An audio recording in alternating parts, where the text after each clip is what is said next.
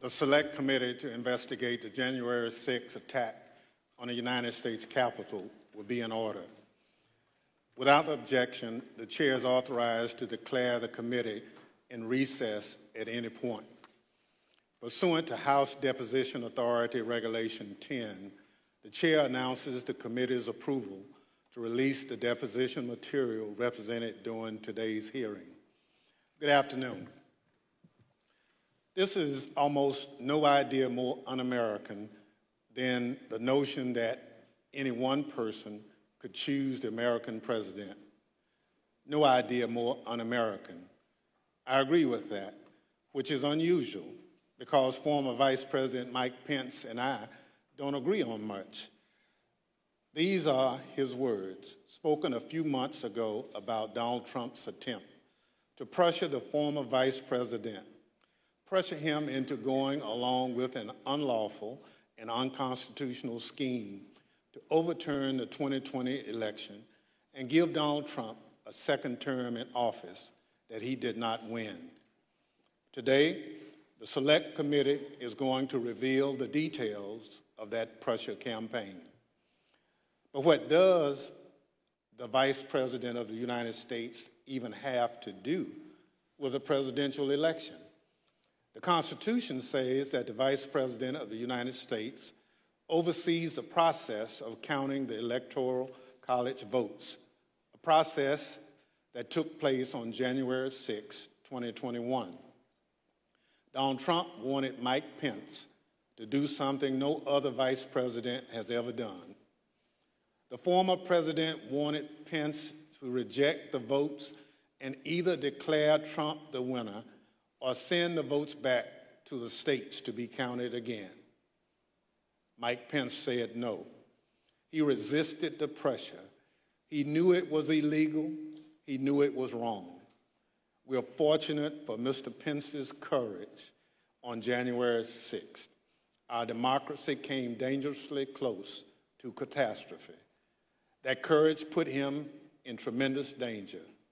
When Mike Pence made it clear that he wouldn't give in to Donald Trump's scheme, Donald Trump turned the mob on him, a mob that was chanting, "Hang Mike Pence," a mob that had built a hangman's gallows just outside the Capitol. Thanks in part to Mike Pence, our democracy withstood Donald Trump's scheme and the violence of January 6th. But the danger hasn't receded. Led by my colleague, Mr. Aguilar, today we'll lay out the facts for the American people. But first, I'll recognize my colleague from Wyoming, Ms. Cheney, for any opening statement she'd care to offer. Thank you very much, Mr. Chairman. Let me take just a few minutes today to put the topic of our hearing in broader context. In our last hearing, we heard unequivocal testimony that President Trump was told his election fraud allegations were complete nonsense. We heard this from members of the Trump campaign. We heard this from President Trump's campaign lawyers. We heard this from President Trump's former Attorney General, Bill Barr. We heard this from President Trump's former acting Attorney General, Jeff Rosen. And we heard this from President Trump's former acting Deputy Attorney General, Richard Donahue. We heard from members of President Trump's White House staff as well. Today, we're focusing on President Trump's relentless effort to pressure Mike Pence to refuse to count electoral votes on January 6th. Here again is how the former vice president phrased it in a speech before the Federalist Society, a group of conservative lawyers. This week, that President Trump said I had the right to overturn the election. But President Trump is wrong. I had no right to overturn the election. The presidency belongs to the American people and the American people alone. And frankly, there is no idea more un-American than the notion that any one person could choose the American president. What the president wanted the vice president to do was not just wrong. It was illegal and unconstitutional. We will hear many details in today's hearing, but please consider these 2 points. First, President Trump was told repeatedly that Mike Pence lacked the constitutional and legal authority to do what President Trump was demanding he do. This is testimony from Mark Short, the Vice President's Chief of Staff, who served in the Trump administration in multiple positions over 4 years. But just to pick up on that, Mr. Short, was it your impression that the Vice President had directly conveyed his position on these issues to the President, not just to the world through a Dear Colleague letter, but directly to President Trump? Many times. And had been consistent in conveying his position to the President? Very consistent. Okay. But President Trump plotted with a lawyer named John Eastman to pressure Pence to do so anyway.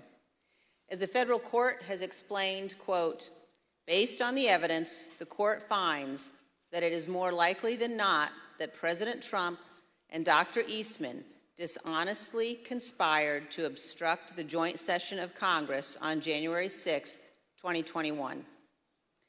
What exactly did President Trump know?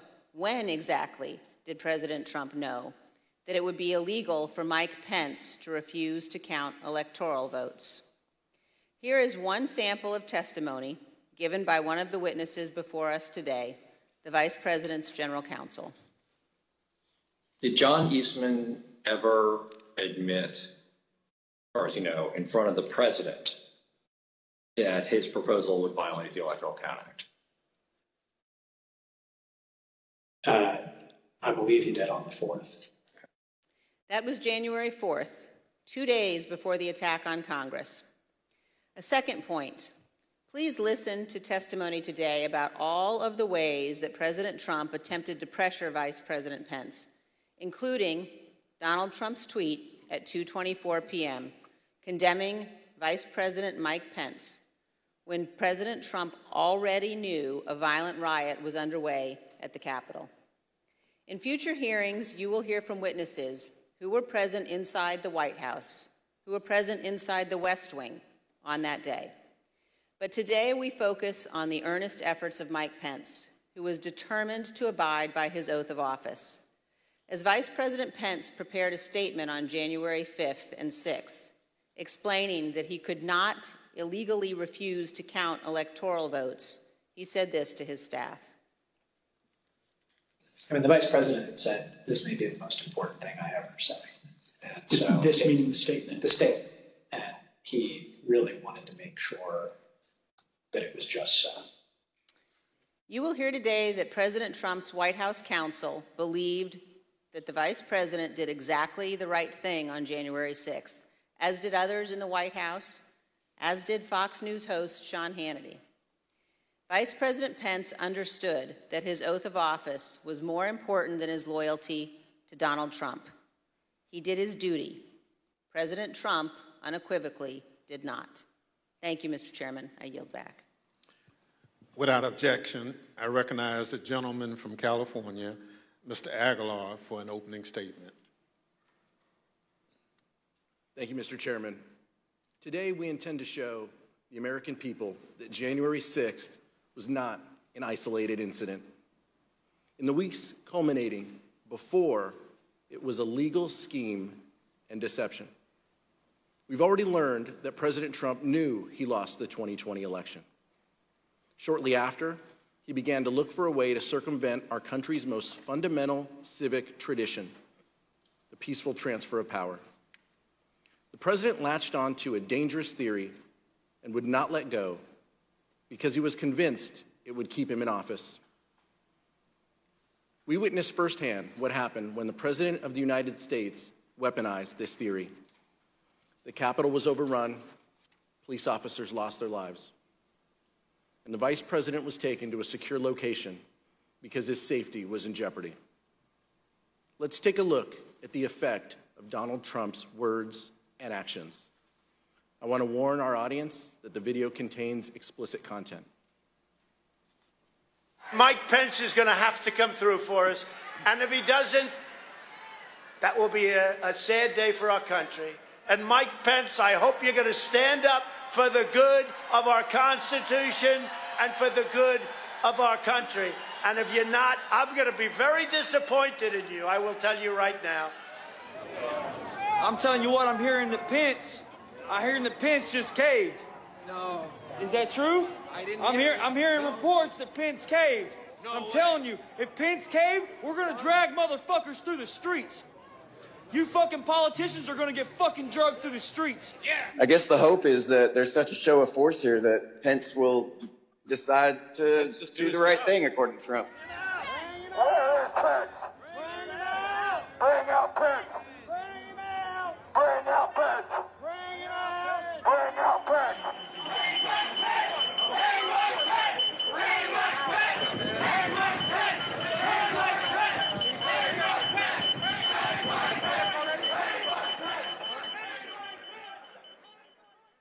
How did we get to this point?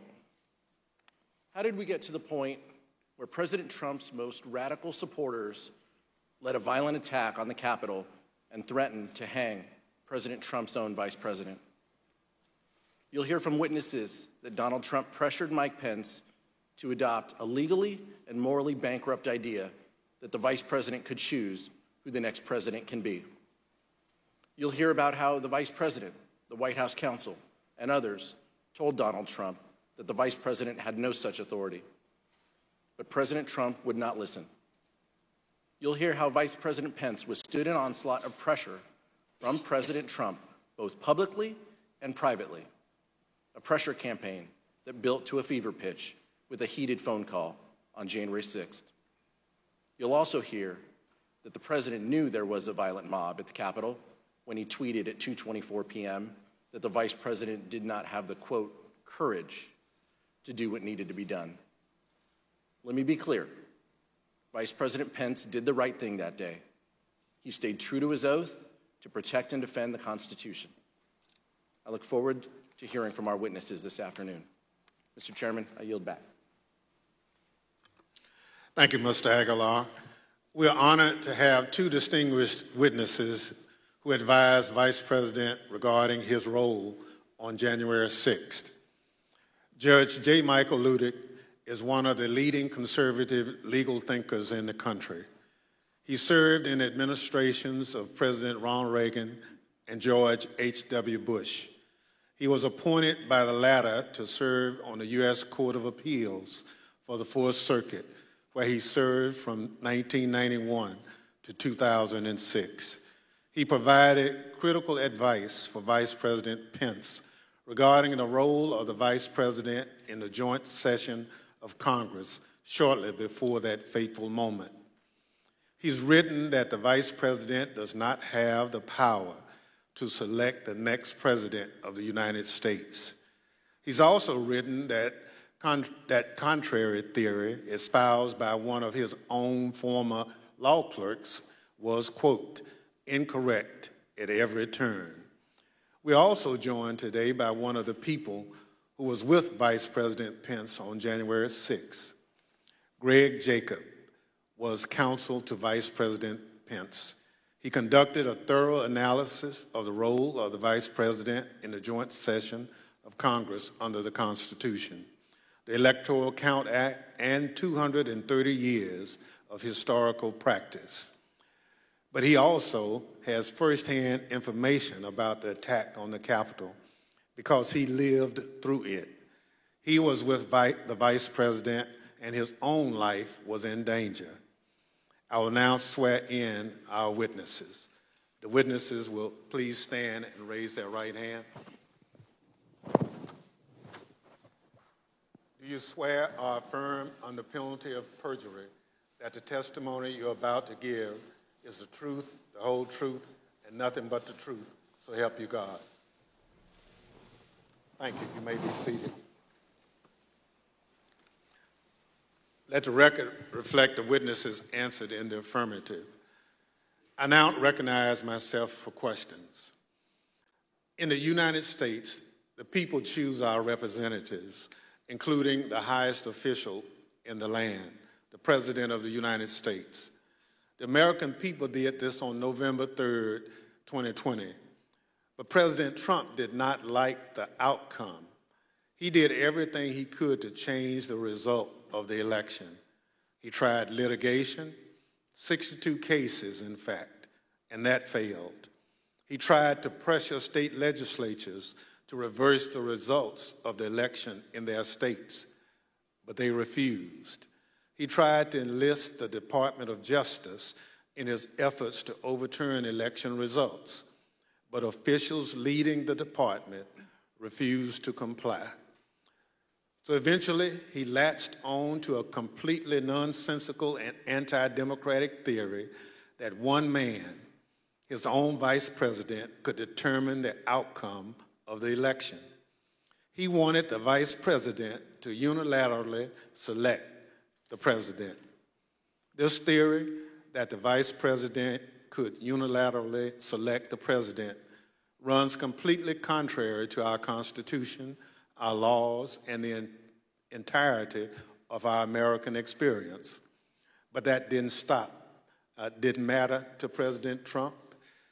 I would now like to explore how President Trump came to latch on to this ridiculous legal theory that the vice president can select the president of the United States. Mr. Jacob, how did this theory first come to your attention?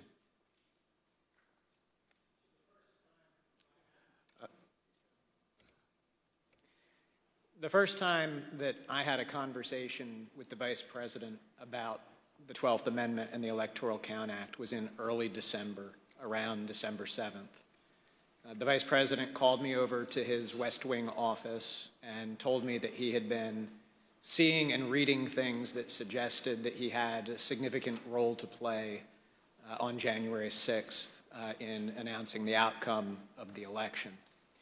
He told me that he had been first elected to Congress in 2000 and that one of his earliest memories as a congressman was sitting in on the 2001 certification, and he recalled that Al Gore had gavelled down a number of objections that had been raised to Florida. And he asked me mechanically, how does this work at the joint session? What are the rules? And I told the Vice President that, in fact, I had a fairly good idea of how things work, that actually there aren't rules that govern the joint session, but what there is a provision of the Constitution that's just one sentence long, and then an Electoral Count Act that had been passed in 1887. And I told the Vice President that I could put a memo together for him overnight that would explain the applicable rules. So, Mr. Jacobs, when you looked at this theory, what did you conclude? So we concluded that what you have is a sentence in the Constitution that is inartfully drafted. But the Vice President's first instinct when he heard this theory was that there was no way that our framers, who abhorred concentrated power, who had broken away from the tyranny of George III, would ever have put one person, particularly not a person who had a direct interest in the outcome because they were on the ticket for the election, in a role to have decisive impact on the outcome of the election. And our review of text, history, and frankly just common sense all confirmed the Vice President's first instinct on that point. There is no justifiable basis to conclude that the Vice President has that kind of authority. Thank you, Mr. Jacobs.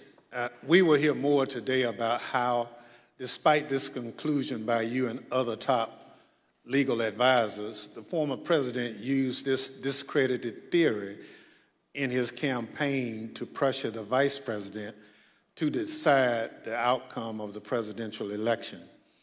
I now recognize the gentlewoman from Wyoming, Ms. Cheney, for questions. Thank you very much, Mr. Chairman. Judge Ludig, thank you as well for being here with us today. You issued a very important statement earlier today, which I urge all Americans to read. And I'd like to ask you, Judge, about one of the sentences in your statement and ask if you could explain to us the significance of it. You say, had the Vice President of the United States obeyed the President of the United States, America would immediately have been plunged into what would have been tantamount to a revolution within a paralyzing constitutional crisis. Could you elaborate on that for us, Judge?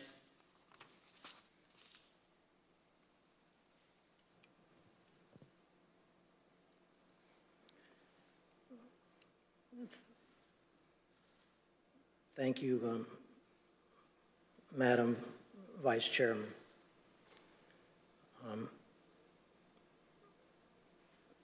That passage in my statement this morning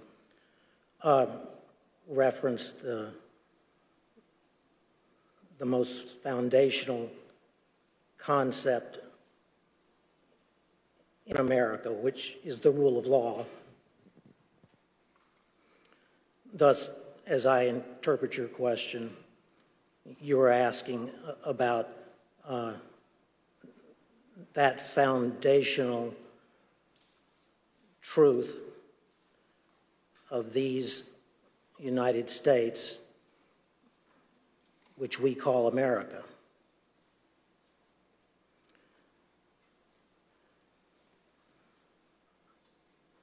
The foundational truth is the rule of law.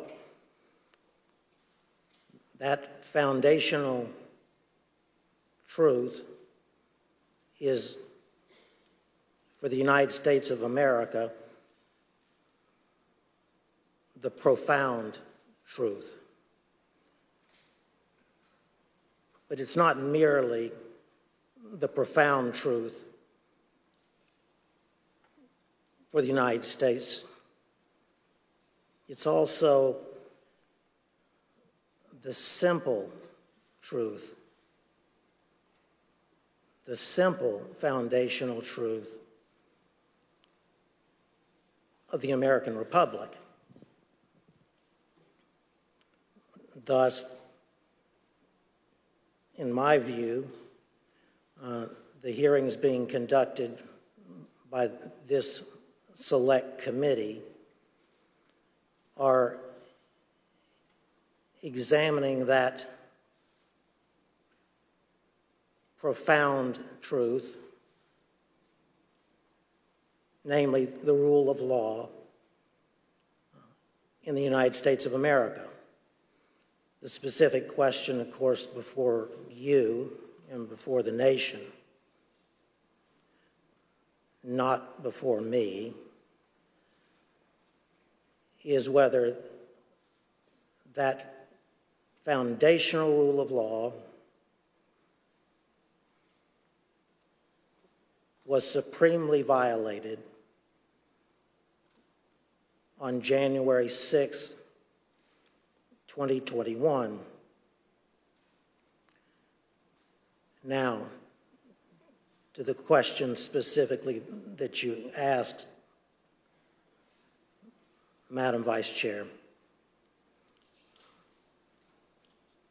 I believe that had Vice President Pence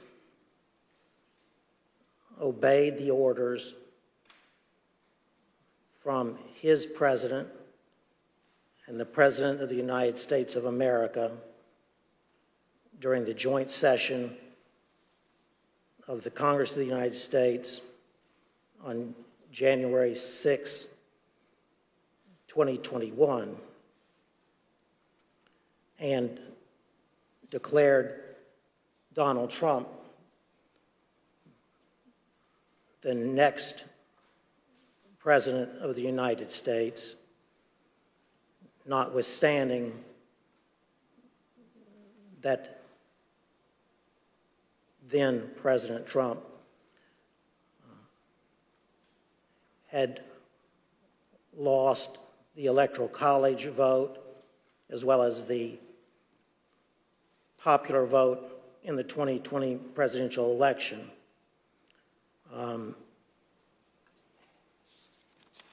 That declaration of Donald Trump as the next president would have plunged America into what I believe would have been tantamount to a revolution within a constitutional crisis in America, which in my view, and I'm only one man, would have been the first constitutional crisis since the founding of the Republic.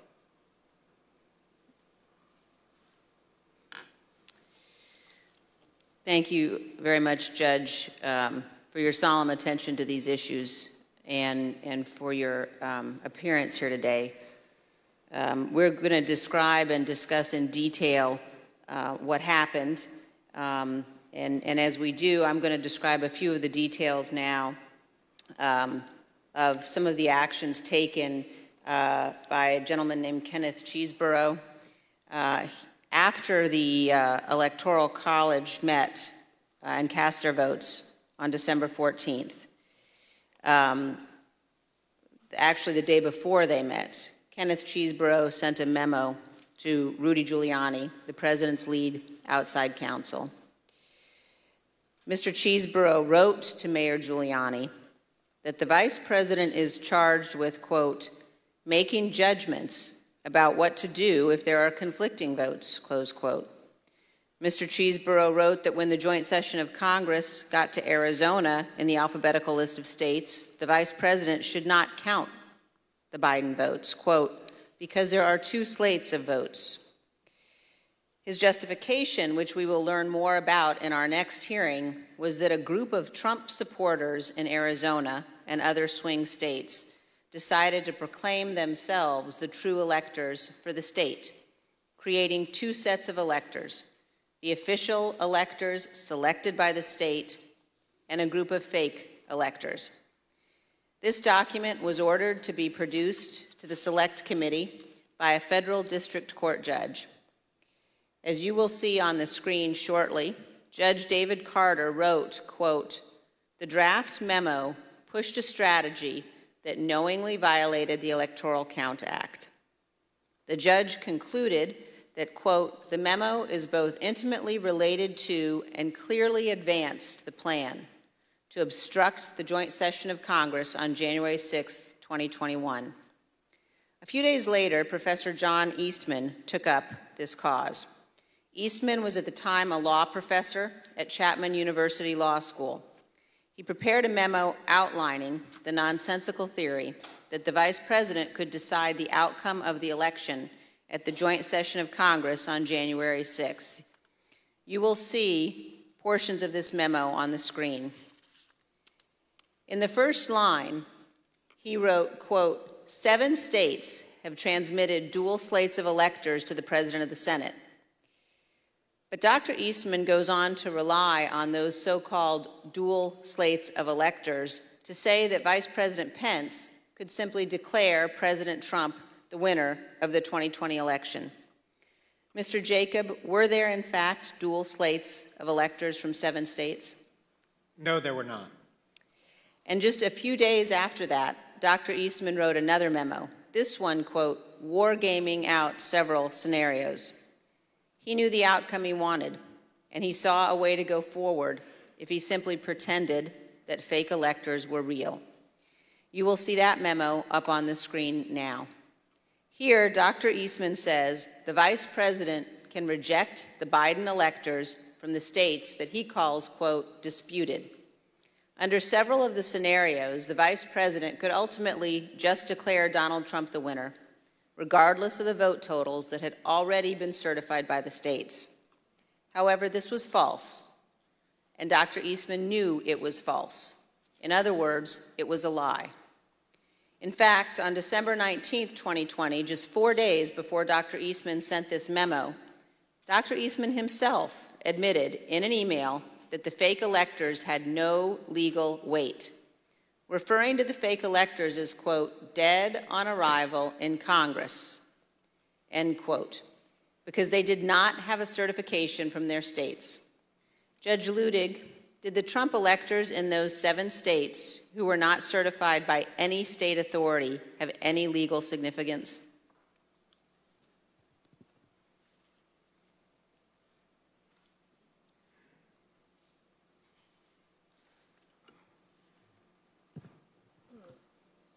Congresswoman, there was no support whatsoever in either the Constitution of the United States nor the laws of the United States for the Vice President, frankly, ever to count alternative electoral slates from the states that had not been officially certified by the designated state official in the Electoral Count Act of 1887. I did notice in the passage from Mr. Eastman's memorandum, and I took a note on it, and correct me if I'm wrong, but he said in that passage that there was both legal authority as well as historical precedent. I do know what Mr. Eastman was referring to when he said that there was historical precedent for doing so. He was incorrect. There was no historical precedent from the beginning of the founding in 1789 that even as mere historical precedent, as distinguished from legal precedent, would support the possibility of the Vice President of the United States quote, counting alternative electoral slates that had not been officially certified to the Congress pursuant to the Electoral Count Act of 1887. I would be glad to explain that historical precedent if the committee wanted, but it would be a digression. Thank you very much, Judge. I know my colleagues will be pursuing that issue in more depth, and now I'd like to yield back, Mr. Chairman. Thank you very much. Pursuant to Section 5C8 of House Resolution 503, the chair recognizes the gentleman from California, Mr. Aguilar, and Staff Counsel, Mr. John Wood, for questioning. Thank you, Mr. Chairman. We're fortunate to have a bipartisan staff. Senior Investigative Counsel John Wood previously served as United States Attorney in Missouri under President George W. Bush. He and I will share today's lines of questioning. Mr. Wood. Thank you, Mr. Aguilar. Judge Ludig, I had the incredible honor of serving as one of your law clerks. Another person who did was John Eastman. And you have written that Dr. Eastman's theory that the Vice President could determine who the next President of the United States is, in your words, incorrect at every turn. Could you please explain briefly your analysis?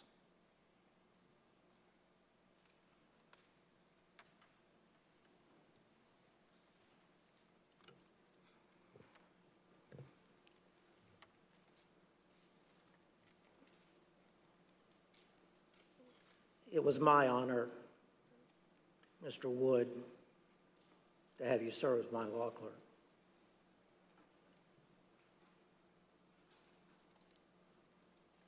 I could answer that question perfectly if I had at my disposal either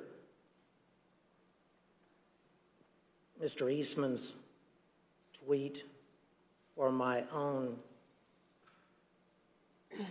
analytical tweet of September 21st, but I don't. But that said, let me try to remember the analysis of Mr. Eastman's analysis. And Judge, I can read to you and to the audience, I think what was a really key passage from your very insightful analysis when you wrote, I believed that Professor Eastman was incorrect at every turn of the analysis in his January 2nd memorandum, beginning with his claim that there were legitimate competing slates of electors presented from 7 states, and you've already addressed that issue.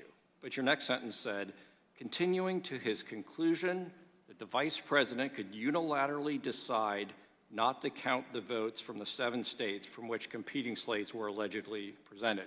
So what was your basis for concluding that Dr. Eastman was incorrect in his conclusion that the Vice President could unilaterally decide not to count the votes from these disputed states? I understand. As I previously stated in response to Congresswoman Cheney, there was no basis in the Constitution or laws of the United States at all for the theory espoused by Mr. Eastman. At all. None. With all respect to my co-panelist, he said, I believe in partial response to one of the Select Committee's questions, that the single sentence in the 12th Amendment was, he thought, inartfully written. That single sentence is not inartfully written. It was pristine clear that the President of the Senate on January 6th, the incumbent Vice President of the United States, had little substantive constitutional authority, if any, at all. The 12th Amendment, the single sentence that Mr. Jacob refers to, says in substance that following the transmission of the certificates to the Congress of the United States and under the Electoral Count Act of 1887, the Archivist of the United States, that the presiding officer shall open the certificates in the presence of the Congress of the United States in joint session. It then says, unmistakably, not even that the Vice President himself shall count the electoral votes. It clearly says merely that the electoral count votes shall then be counted. It was the Electoral Count Act of 1887 that filled in, if you will,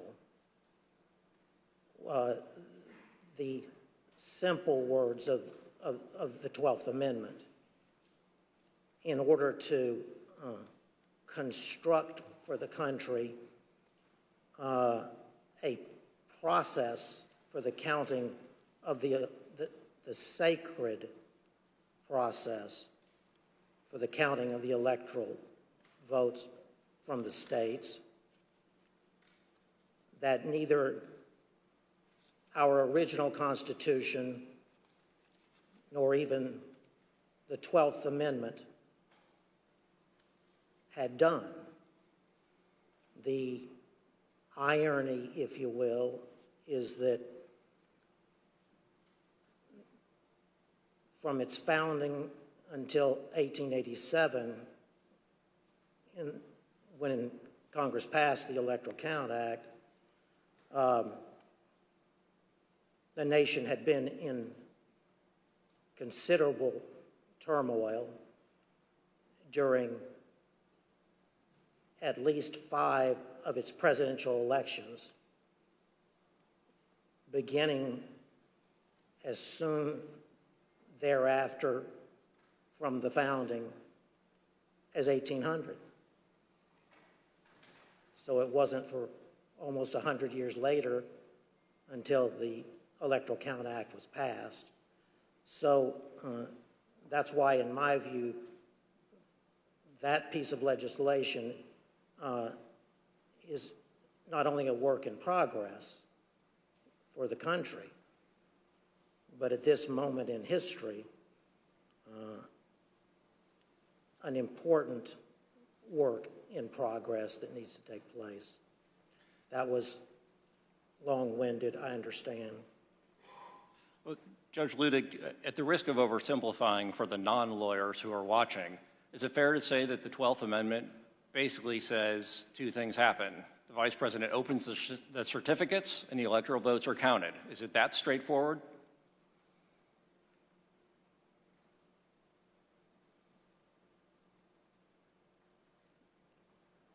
I would not want that to be my testimony before the Congress of the United States. The language of the 12th Amendment is that simple. Thank you, Judge. Mr. Jacob, I have a question for you. I believe during your deposition before this committee, you said something to the effect of you'd read every word written about the 12th Amendment, the Electoral Count Act, and historical practice. I know in response to the chairman's earlier question, you gave your bottom line conclusion, but can you tell us a little bit about the process that you and your colleagues went through of researching this issue and what conclusion you came to after your thorough research? So, you, as a lawyer who's analyzing a constitutional provision, you start with the constitutional text, you go to structure, you go to history. So we started with the text. We did not think that the text was quite as unambiguous as Judge Ludig indicated. In part, we had a constitutional crisis in 1876 because in that year, multiple slates of electors were certified by multiple slates. And when it came time to count those votes, the antecedent question of which ones had to be answered. That required the appointment of an independent commission. That commission had to resolve that question, and the purpose of the Electoral Count Act of 1887 had been to resolve those latent ambiguities. Now, I'm in complete agreement with Judge Ludig. It is unambiguous that the Vice President does not have the authority to reject electors. There is no suggestion of any kind that it does. There is no mention of rejecting or objecting to electors anywhere in the 12th Amendment. And so the notion that the Vice President could do that certainly is not in the text. But the problem that we had and that John Eastman raised in our discussions was we had all seen that in Congress in 2000, in 2004, in 2016, there had been objections raised to various states. And those had even been debated in 2004. And so here you have an amendment that says nothing about objecting or rejecting, and yet we did have some recent practice of that happening within the terms of the Electoral Count Act. So we started with that text. And I recall in my discussion with the Vice President, he said, I can't wait to go to heaven and meet the framers and tell them, the work that you did in putting together our Constitution is a work of genius. Thank you. It was divinely inspired. There is one sentence that I would like to talk to you a little bit about. So then we went to structure. And again, the Vice President's first instinct here is so decisive on this question. There's just no way that the framers of the Constitution, who divided power and authority, who separated it out, who had broken away from George III and declared him to be a tyrant, there was no way that they would have put in the hands of one person the authority to determine who was going to be President of the United States. And then we went to history. We examined every single electoral vote count that had happened in Congress since the beginning of the country.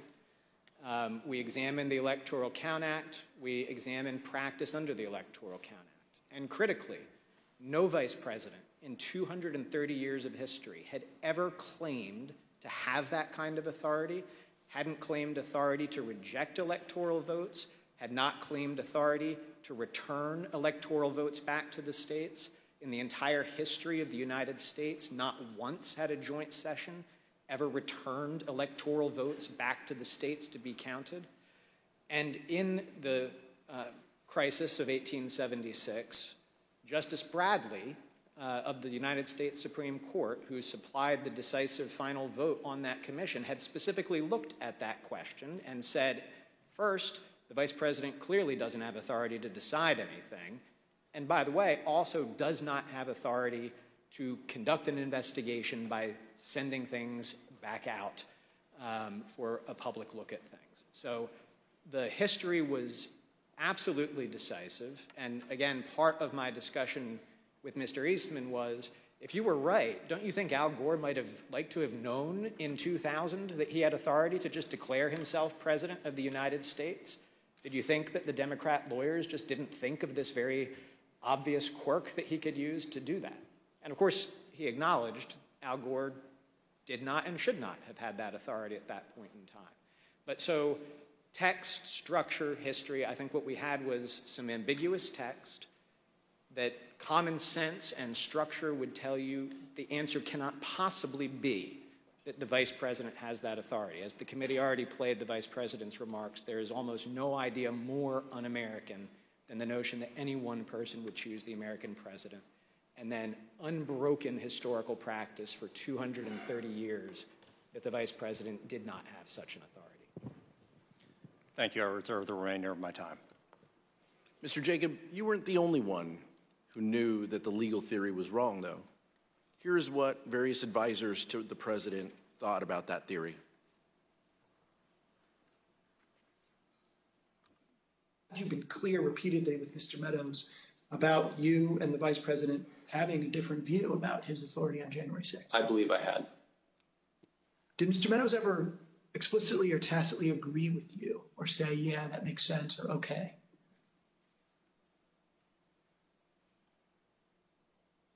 I believe that that Mark did agree. What makes you say that? I believe that's what he told me.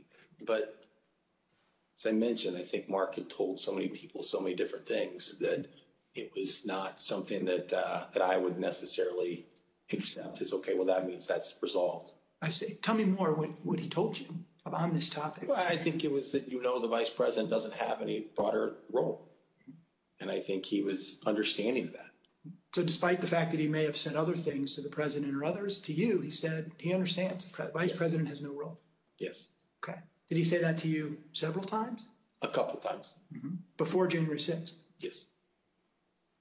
The way it was communicated to me was that Pat Cipollone thought the idea was nutty and had at one point confronted Eastman basically with the same sentiment. Pat expressed his admiration for the vice president's actions on the day of the 6th and said that he concurred with the legal analysis that our team had put together to reach that point. It made no sense to me that in all the protections that were built into the Constitution for a president to get elected and steps that had to be taken, that the power to choose the next president would be sitting with the vice president.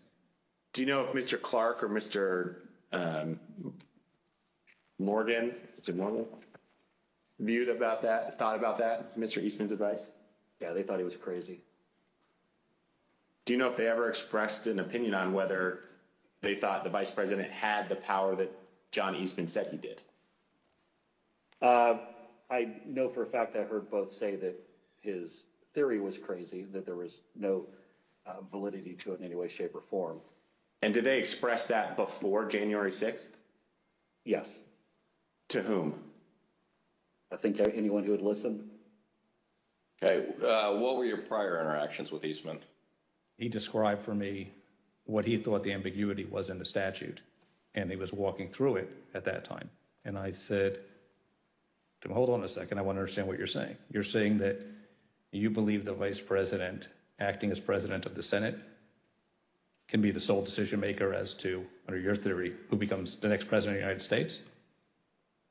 And he said, yes. And I said, are you out of your effing mind? Right? And that was pretty blunt. I said, you're completely crazy. I said, you're going to turn around and tell 78 plus million people in this country that your theory is this is how you're going to invalidate their votes because you think the election was stolen? And I said, they're not going to tolerate that. I said, you're going to cause riots in the streets. And he said words to the effect of there's been violence in the history of our country, Eric, to protect the democracy or protect the republic.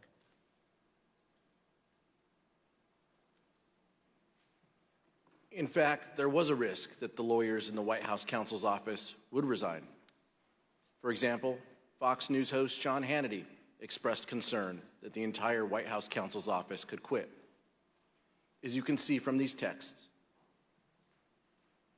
Mr. Hannity wrote to White House Chief of Staff Mark Meadows that, quote, "We can't lose the entire White House counsel's office. I do not see January 6th happening the way he is being told."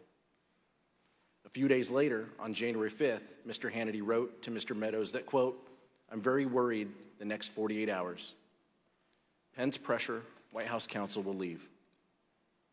While Sean Hannity was apparently very concerned about the possibility that the White House counsel would resign in protest of the president's effort to force the vice president to violate the Constitution, some others close to the president were more dismissive of the White House counsel's position. Here's what Trump's son-in-law and senior advisor Jared Kushner said during his deposition regarding the White House counsel Pat Cipollone's threats to resign. Jared, are you aware of instances where Pat Cipollone threatened to resign? I kind of, like I said, my interest at that time was on trying to get as many pardons done. And I know that, he was always, him and the team were always saying, oh, we're going to resign. We're not going to be here if this happens, if that happens. So I kind of took it up to just be whining, to be honest with you. The president's own lead outside counsel, Rudy Giuliani, also seemed to concede that the vice president did not have the authority to decide the outcome of the election or send it back to the states. Here's what White House attorney Eric Hirschman said about his call with Mayor Giuliani on the morning of the 6th. The morning of January 6th, I think he called me out of the blue, right? And I was like getting dressed. And we had an intellectual discussion about Eastman's, I don't know if it's Eastman's theory per se, but the VP's role. And he was asking me my view and analysis and then the practical implications of it. And when we finished, he said, like, I believe that, you're probably right. I think he thought when we're done that it would be something he'd have to consider if he was sitting on the bench. But he'd probably come down in that, you couldn't interpret it or sustain the argument long term. Of course, the fact that Mayor Giuliani seemed to admit that the theory was wrong did not stop him from going before the crowd just a few hours later on January 6th and saying the exact opposite. Here's Mayor Giuliani's speech at the Ellipse rally on January 6th. are here just very briefly to make a very important 2 points. Number one, every single thing that has been outlined as the plan for today is perfectly legal. I have Professor Eastman here with me to say a few words about that. He's one of the preeminent constitutional scholars in the United States.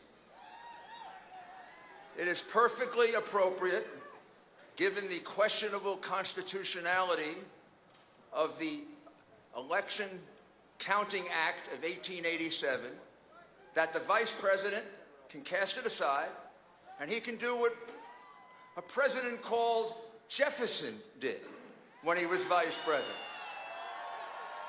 He can decide on the validity of these crooked ballots,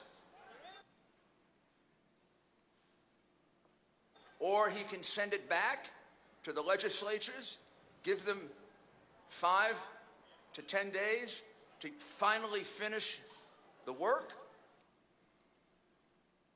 And here's what Dr. Eastman said in his speech at the Ellipse on January 6th.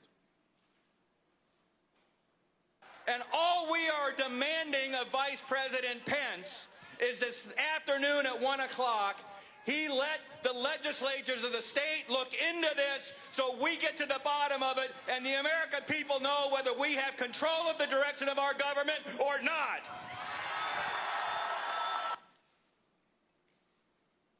Even Dr. Eastman knew his theory didn't hold water. Mr. Jacob, you discussed and even debated this theory at length with Dr. Eastman. Did Dr. Eastman ever tell you what he thought the U.S. Supreme Court would do if it had to decide this issue? Yes. We had an extended discussion, an hour and a half to 2 hours on January 5th. And when I pressed him on the point, I said, John, if the Vice President did what you were asking him to do, we would lose 9-0 in the Supreme Court, wouldn't we? And he initially started it, well, I think maybe you would lose only 7-2. And after some further discussion, acknowledged, well, yeah, you're right, we would lose 9-0. I appreciate that. In our investigation, the Select Committee has obtained evidence suggesting that Dr. Eastman never really believed his own theory. Let me explain. On the screen, you can see a draft letter to the President from October 2020. In this letter, an idea was proposed that the Vice President could determine which electors to count at the joint session of Congress. But the person writing in blue eviscerates that argument. The person who wrote the comments in blue wrote, quote, "The 12th Amendment only says that the President of the Senate opens the ballots in the joint session and then, in the passive voice, that the votes shall then be counted." The comments in blue further state, "Nowhere does it suggest that the President of the Senate gets to make the determination on his own." Judge Ludig, does it surprise you that the author of those comments in blue was in fact John Eastman?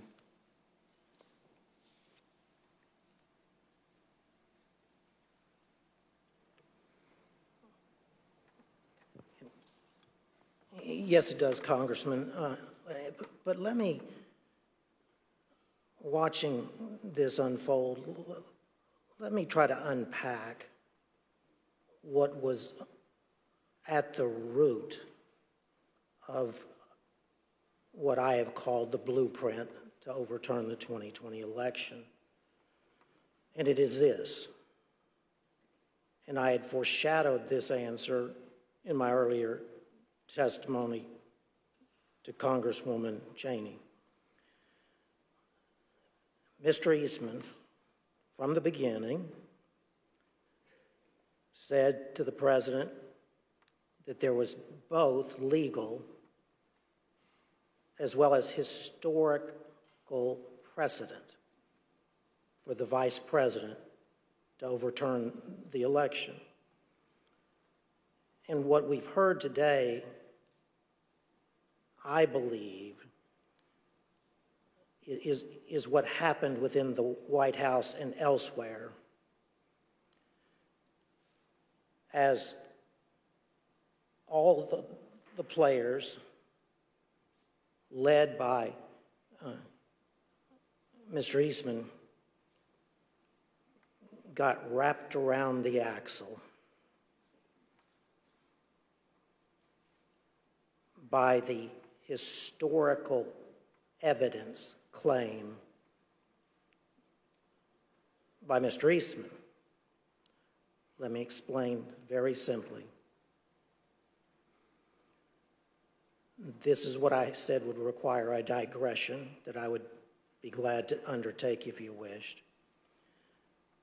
In short, if I had been advising the Vice President of the United States on January 6th,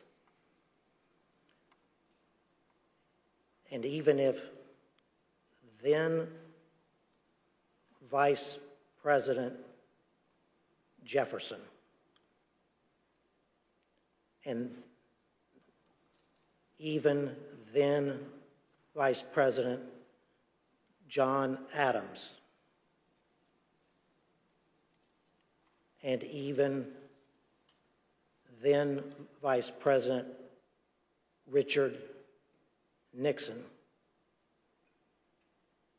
had done exactly what the President of the United States wanted his Vice President to do.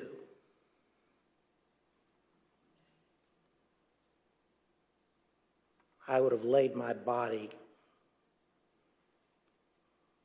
across the road before I would have let the Vice President overturn the 2020 election on the basis of that historical precedent.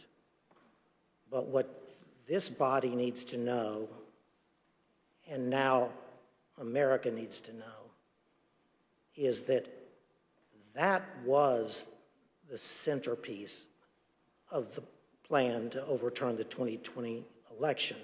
It was the historical precedent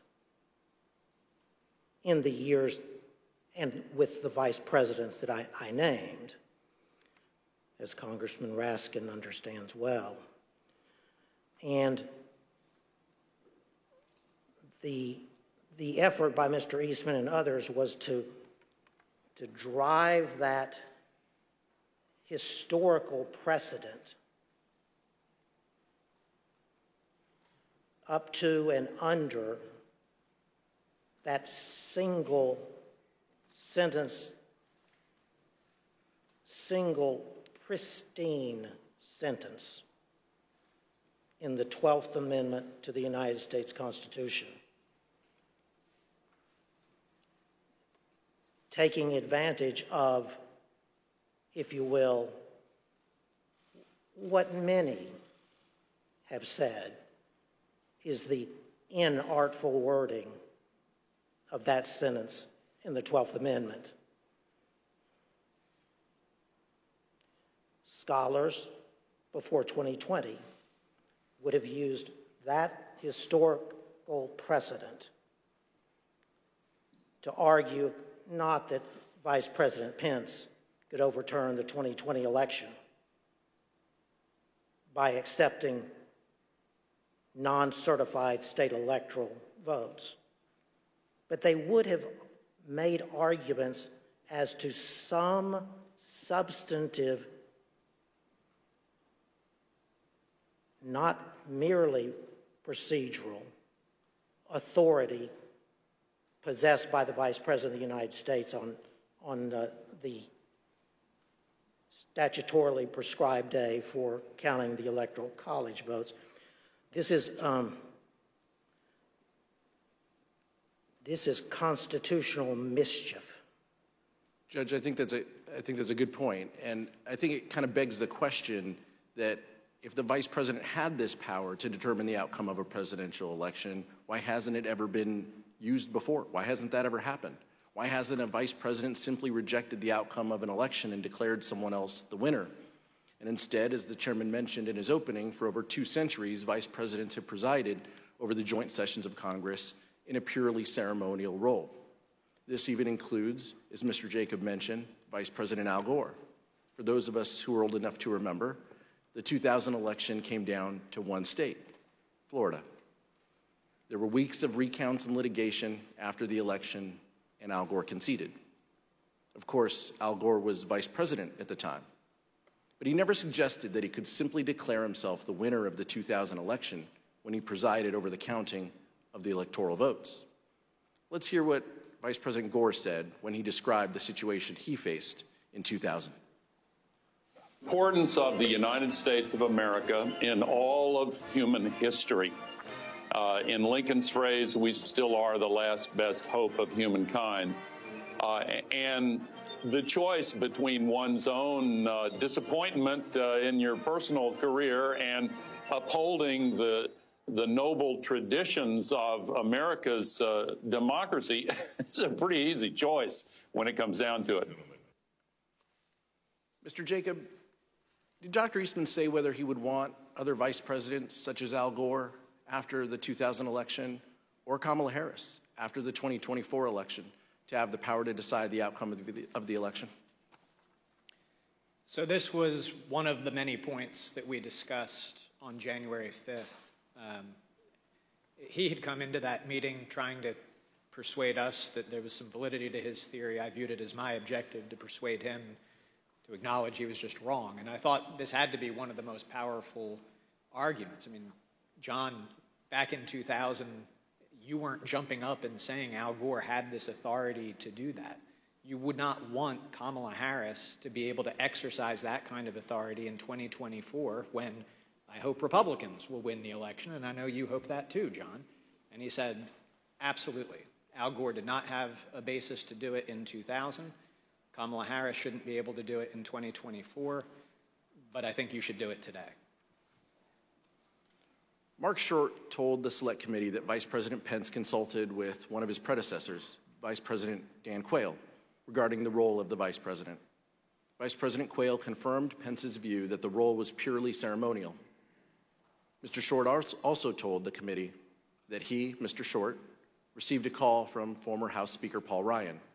Here is Mr. Short's description of his conversation with Speaker Ryan. Speaker Ryan wanted to call and say, you know, you don't have any greater authority. And I said to him, Mr. Speaker, you know, Mike, you know he doesn't, you know he recognizes that. And we sort of laughed about it, and he said, I get it. And he later spoke to the vice president, too, to, I think, have the same conversation. Fortunately for the fate of our republic, Vice President Pence refused to go along with President Trump's demands that he determine the outcome of the presidential election. Mr. Jacob, what was the vice president's reaction when you discussed with him the theory that the vice president could decide the outcome of the election? Congressman, as I've testified, the vice president's first instinct was that there was no way that any one person, particularly the vice president who is on the ticket and has a vested outcome in the election, could possibly have the authority to decide it by rejecting electors or to decisively alter the outcome by suspending the joint session for the first time in history in order to try to get a different outcome from state legislatures. Despite the fact that the vice president had a strongly held and correct view that he could not decide the outcome of the election, President Trump launched a multi-week campaign of both public and private pressure to get the Vice President Mike Pence to violate the Constitution.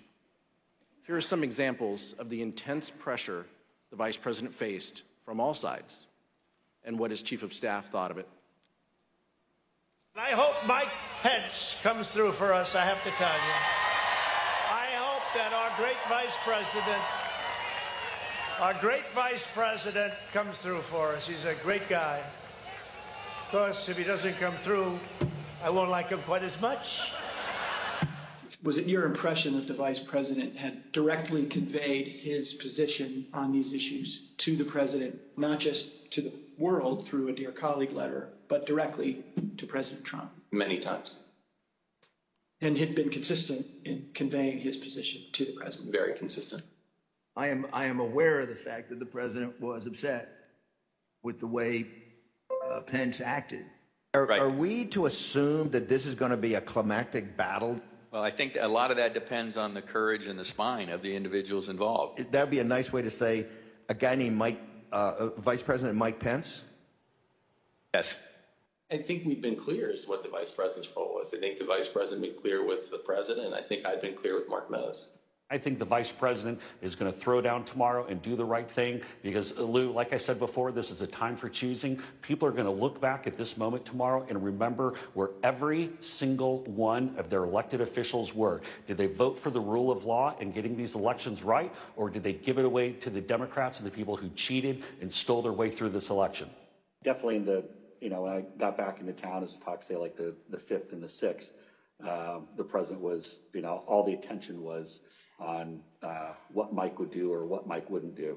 The vice president really was not wavering in his commitment to what his responsibility was. And so, yeah, was it painful? Sure. The president's pressure campaign started in December. For example, although the vice president made his views clearly and unmistakably known to the president and others in the White House, on December 23rd, President Trump retweeted a memo from an individual named Ivan Reichland entitled Operation Pence Card that called on the vice president to refuse the Electoral College votes from certain states that had certified Joe Biden as the winner. President Trump started his pressure campaign in December, but he dialed up the pressure as January 6th approached.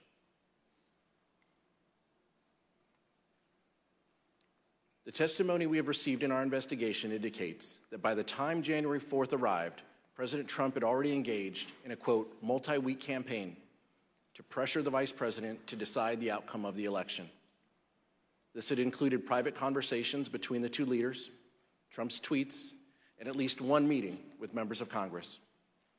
We understand that the vice president started his day on January 4th with a rally in Georgia for the Republican candidates in the U.S. Senate runoff. When the vice president returned to Washington, he was summoned to meet with the president regarding the upcoming joint session of Congress. Mr. Jacob, who attended that meeting? The attendees were the vice president, the president, Mark Short, the chief of staff to the vice president, myself, and John Eastman. There was about a 5-minute period where Mark Meadows came in on a different issue. Let's show a photo of that meeting. Mr. Jacob, during that meeting between the president and the vice president, what theories did Dr. Eastman present regarding the role of the vice president in counting the electoral votes? During the meeting on January 4th, Mr. Eastman was opining that there were 2 legally viable arguments as to authorities that the vice president could exercise 2 days later on January 6th. One of them was that he could reject electoral votes outright. The other was that he could use his capacity as presiding officer to suspend the proceedings and declare essentially a 10-day recess during which states that he deemed to be disputed, there was a list of 5 to 7 states that the exact number changed from conversation to conversation, but that the vice president could sort of issue a demand to the state legislatures in those states to re-examine the election and declare who had won each of those states. So he said that both of those were legally viable options. He said that he did not recommend, upon questioning, he did not recommend what he called the more aggressive option, which was reject outright, because he thought that that would be less politically palatable.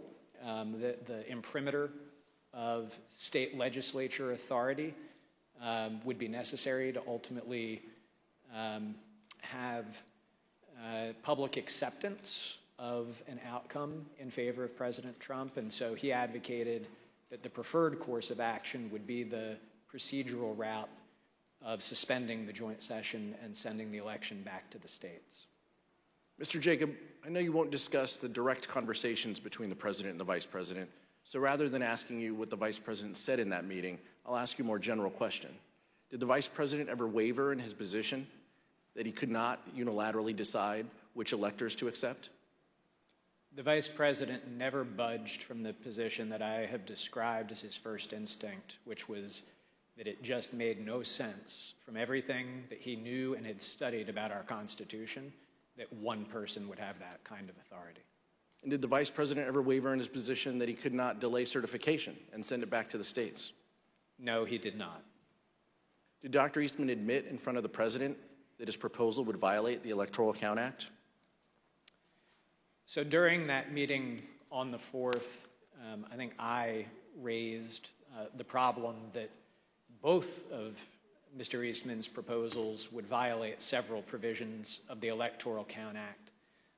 Mr. Eastman acknowledged that that was the case, that even what he viewed as the more politically palatable option would violate several provisions, but he thought that we could do so because in his view the Electoral Count Act was unconstitutional, and when I raised concerns that that position would likely lose in court, his view was that the court simply wouldn't get involved. They would invoke the political question doctrine, and therefore we could have some comfort proceeding with that path. Mr. Wood? But just to reiterate, he told you, maybe this was in a later conversation, but he told you at some point that if, in fact, the issue ever got to the Supreme Court, his theory would lose 9-0, correct? The next morning, starting around 11 or 11:30, we met for an hour and a half to 2 hours. And in that meeting, I've already described the text, structure, history conversation, but we started walking through all of that. And I said, John, basically what you have is some text that may be a little bit ambiguous, but then nothing else that would support it, including the fact that nobody would ever want that to be the rule. Wouldn't we lose 9-0 in the Supreme Court? And again, he initially started, well, maybe you'd only lose 7-2, but ultimately acknowledged that no, we would lose 9-0. No judge would support his argument. After his meeting with the Vice President, Donald Trump flew to Georgia for a rally in support of the Republican candidates in the United States Senate runoff. Even though the Vice President had been steadfast in resisting the President's pressure, President Trump continued to publicly pressure Vice President Pence in his Georgia speech. Rather than focusing exclusively on the Georgia Senate runoff, Trump turned his attention to Mike Pence. Here's what the President said during that rally in Georgia. Pence comes through for us, I have to tell you. I hope that our great Vice President comes through for us. He's a great guy. Of course, if he doesn't come through, I won't like him quite as much. So the President had been told multiple times that the Vice President could not affect the outcome of the election, but he nonetheless publicly pressured Mike Pence to do exactly that by saying, quote, if he doesn't come through, I won't like him as much. Let's turn now to January 5th. Mr. Wood? Thank you. That morning, meaning January 5th, the President issued a tweet expressly stating that the Vice President had the power to reject electors. Let's look at what the President wrote. Quote, the Vice President has the power to reject fraudulently chosen electors. Mr. Jacob, you've already told us about your meeting with Dr. Eastman and the President on January 4th, and you briefly made reference to the meeting you had with Dr. Eastman the next day, January 5th. Can you tell us a little bit more about that meeting with Dr. Eastman on January 5th? For example, where was the meeting? Who was there? So at the conclusion of the meeting on the 4th, the President had asked that our office meet with Mr. Eastman the next day to hear more about the positions he had expressed at that meeting, and the Vice President indicated that offered me up as his counsel to fulfill that duty. So we met in Mark Short's office in the Executive Office Building across the way from the White House. Dr. Eastman had a court hearing by Zoom that morning, so it didn't start first thing, but rather started around 11. And That meeting went for about an hour and a half, 2 hours. Chief of Staff Mark Short was at that meeting most of the time. There were a few times that he left. And essentially, it was an extended discussion. What most surprised me about that meeting was that when Mr. Eastman came in, he said, "I'm here to request that you reject the electors." So on the 4th, that had been the path that he had said, "I'm not recommending that you do that." But on the 5th, he came in and expressly requested that. And I grabbed a notebook as I was heading into the meeting.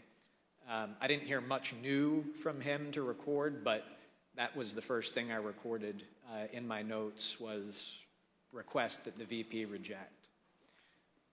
Just to be clear, you're saying that Dr. Eastman urged the Vice President to adopt the very same approach that Dr. Eastman appeared to abandon in the Oval Office meeting with the President the day before. Is that correct? He had recommended against it the evening before, and then on the 5th came in, and I think it was probably his first words after introductions and as we sat down were, "I'm here to request that you reject the electors in the disputed states." And you referenced a moment ago some handwritten notes, which you've provided to the Select Committee. I'd now like to show you those notes. As you can see, you wrote there at the top, the writing's a little bit faint in the copy, but you wrote, "Requesting VP reject." Does that accurately reflect what Dr. Eastman asked of you in your meeting on January 5th? Yes. And what was your reaction when Dr. Eastman said on January 5th that he was there to ask the Vice President of the United States to reject electors at the joint session of Congress? I was surprised because I had viewed it as sort of one of the key concessions that we had secured the night before from Mr. Eastman that he was not recommending that we do that. So what did you say to him? Well, as I indicated, to some extent it simplified my task because there are more procedural complexities to the send it back to the states point of view, and I actually had spent most of my evening the night before writing a memorandum to the Vice President explaining all of the specific provisions of the Electoral Count Act that plan would violate. So instead, since he was pushing the sort of robust unilateral power theory, I've already walked the committee through the discussions that we had. I started out with our points of commonality, or what I thought were our points of commonality. We're conservatives, we're small government people, we believe in originalism as the means by which we're going to interpret this. And so we walked through the text, we walked through the history, and the committee has shown footage of Mr. Eastman on the stage on the 6th claiming that Jefferson supported his position in a historical example of Jefferson. In fact, he conceded in that meeting Jefferson did not at all support his position, that in the election of 1800, there had been some small technical defect with the certificate in Georgia. It was absolutely undisputed that Jefferson had won Georgia. Jefferson did not assert that he had any authority to reject electors. He did not assert that he had any authority to resolve any issue during the course of that. And so he acknowledged by the end that there was no historical practice whatsoever that supported his position. He had initially tried to push examples of Jefferson and Adams. He ultimately acknowledged they did not work, as we've covered. He acknowledged it would lose 9-0 in the Supreme Court. He again tried to say, but I don't think the courts will get involved in this. They'll invoke the political question doctrine, and so if the courts stay out of it, that will mean that we'll have the 10 days for the states to weigh in and resolve it, and then they'll send back the Trump slates of electors, and the people will be able to accept that. And I expressed my vociferous disagreement with that point. I did not think that this was a political question. Among other things, if the courts did not step in to resolve this, there was nobody else to resolve it.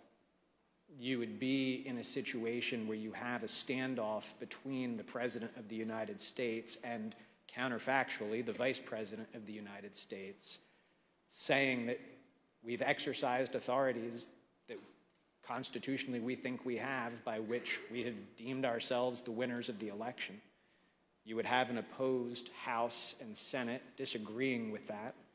You would have state legislatures that, to that point, I mean, Republican leaders across those legislatures had put out statements, and we collected these for the Vice President as well, that the people had spoken in their states and that they had no intention of reversing the outcome of the election. We did receive some signed letters that Mr. Eastman forwarded us by minorities of leaders in those states, but no state had any legislative house that indicated that it had any interest in it. So you would have had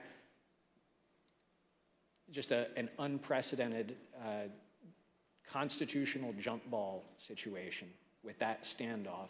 And as I expressed to him, that issue might well then have to be decided in the streets. Because if we can't work it out politically, we've already seen how charged up people are about this election. And so it would be a disastrous situation to be in. So I said, I think the courts will intervene. I do not see a commitment in the Constitution of the question whether the Vice President has that authority to some other actor to resolve. There's arguments about whether Congress and the Vice President jointly have a constitutional commitment to generally decide electoral vote issues. I don't think that they have any authority to object or reject them. I don't see it in the 12th Amendment, but nonetheless. And I concluded by saying, John, in light of everything that we've discussed, can't we just both agree that this is a terrible idea? And he couldn't quite bring himself to say yes to that, but he very clearly said, well, yeah, I see we're not going to be able to persuade you to do this. And that was how the meeting concluded. But you just described a terrifying scenario. Sounds like there could have been chaos under the Eastman approach, and you even described it as it potentially could be decided in the streets. And you described several concessions that Dr. Eastman made throughout that discussion or even debate that you had with him. At some point during that meeting on January 5th, did Dr. Eastman seem to admit that both of the theories that he had presented to the United States the day before? So the theory that the Vice President could reject electors outright and declare Donald Trump the winner, and his less aggressive theory that the Vice President could simply send it back to the states. At some point in that conversation on the 5th, did Dr. Eastman seem to admit that both of these theories suffered from similar legal flaws? So I had at least one, possibly two other conversations with Dr. Eastman later that day. In the earlier meeting, we really were focused, because his request that he made had been reject the electors outright, on why that theory was wrong and why we certainly would not be doing that. Later that day, he pivoted back to, well, we hear you loud and clear, you're not going to reject. But remember last night, I said that there was this more prudent course where you could just send it back to the states. Would you be willing to do that? And during the course of our discussion about his renewed request that we consider that option, he acknowledged to me, he put it, both Mr. Eastman and myself are graduates of the University of Chicago Law School, and he said, look, as graduates of that august institution, you and I will mutually understand that the underlying legal theory of plenary vice presidential authority is what you have to get there. Because this new theory, as I was pointing out to him, or the procedural theory, still violates several provisions of the Electoral Count Act, as he acknowledged. And the only way that you could ever be able to ignore several provisions of statutory law is if it was pretty clear that they were unconstitutional. And the only way they could be unconstitutional is if the vice president had the plenary authorities that were formed the basis for the reject the votes as well. So he acknowledged in those conversations that the underlying legal theory was the same. He just thought that the send it back to the states option would be more politically palatable, and he hoped more palatable to the vice president for that reason. And in fact, when Dr. Eastman made this concession during that meeting, according to your earlier deposition, Dr. Eastman said, just between us, University of Chicago chickens. Is that right? I don't think that the University of Chicago is going to start a Chicago Chickens fundraising club. But yes, that is the terminology that he used. He said, you know, just between us Chicago chickens, we will understand as lawyers who have studied the Constitution that the underlying basis really is the same. I reserve the remainder of my time. Thank you, Mr. Wood. Mr. Jacob, the president and the vice president meet again on that same topic the next day, January 5th, correct? So after my extended meeting with Mr. Eastman that morning, during that time, the vice president had been back at his residence working on his statement to the nation that we released the next day. He got down to the White House some point between 1 o'clock and 2 o'clock as my meeting with Mr. Eastman was wrapping up. And when Mark Short and I went over to meet with the vice president, and actually we thought maybe we had good news. We felt like we had sort of defeated Mr. Eastman, that he was sort of acknowledging that there was no there. But the vice president was then asked down to the Oval Office, and he went down to the Oval Office while Mark and I stayed back in the vice president's office. You weren't in that meeting. I was not. In the book Peril, journalists Bob Woodward and Robert Costa write that the president said, quote, "If these people say you have the power, wouldn't you want to?" The vice president says, quote, "I wouldn't want any one person to have that authority." The president responds, "But wouldn't it almost be cool to have that power?" The vice president is reported to have said, "No, look, I've read this, and I don't see a way to do it. We've exhausted every option. I've done everything I could and then some to find a way around this. It's simply not possible. My interpretation is no." To which the president says, "No, no, no. You don't understand, Mike. You can do this. I don't want to be your friend anymore if you don't do this." We asked Mark Short about this during his deposition. An understanding that I would have in other conversations with the vice president, he articulated to me that no, he wouldn't want that power bestowed upon any one person. Mr. Jacob, did you, Mr. Short, and the vice president have a call later that day again with the president and Dr. Eastman? So, yes, we did. And what did Dr. Eastman request on that call? On that phone call, which I believe was around 5 o'clock that afternoon,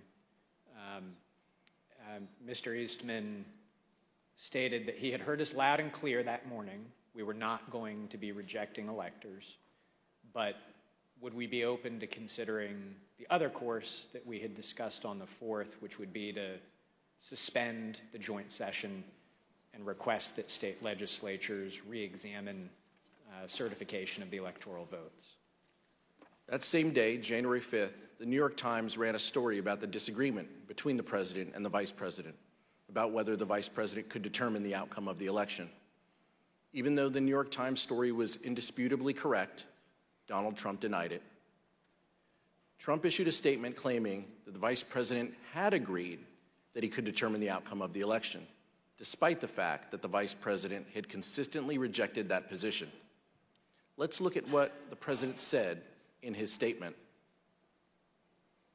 Quote, "The New York Times report regarding comments Vice President Pence supposedly made to me today is fake news. He never said that. The vice president and I are in total agreement that the Vice President has the power to act. Mr. Jacob, how did the Vice President's team react to this statement from the President that the Vice President could take an active role in determining the winner of the presidential election? We were shocked and disappointed because whoever had written and put that statement out, it was categorically untrue.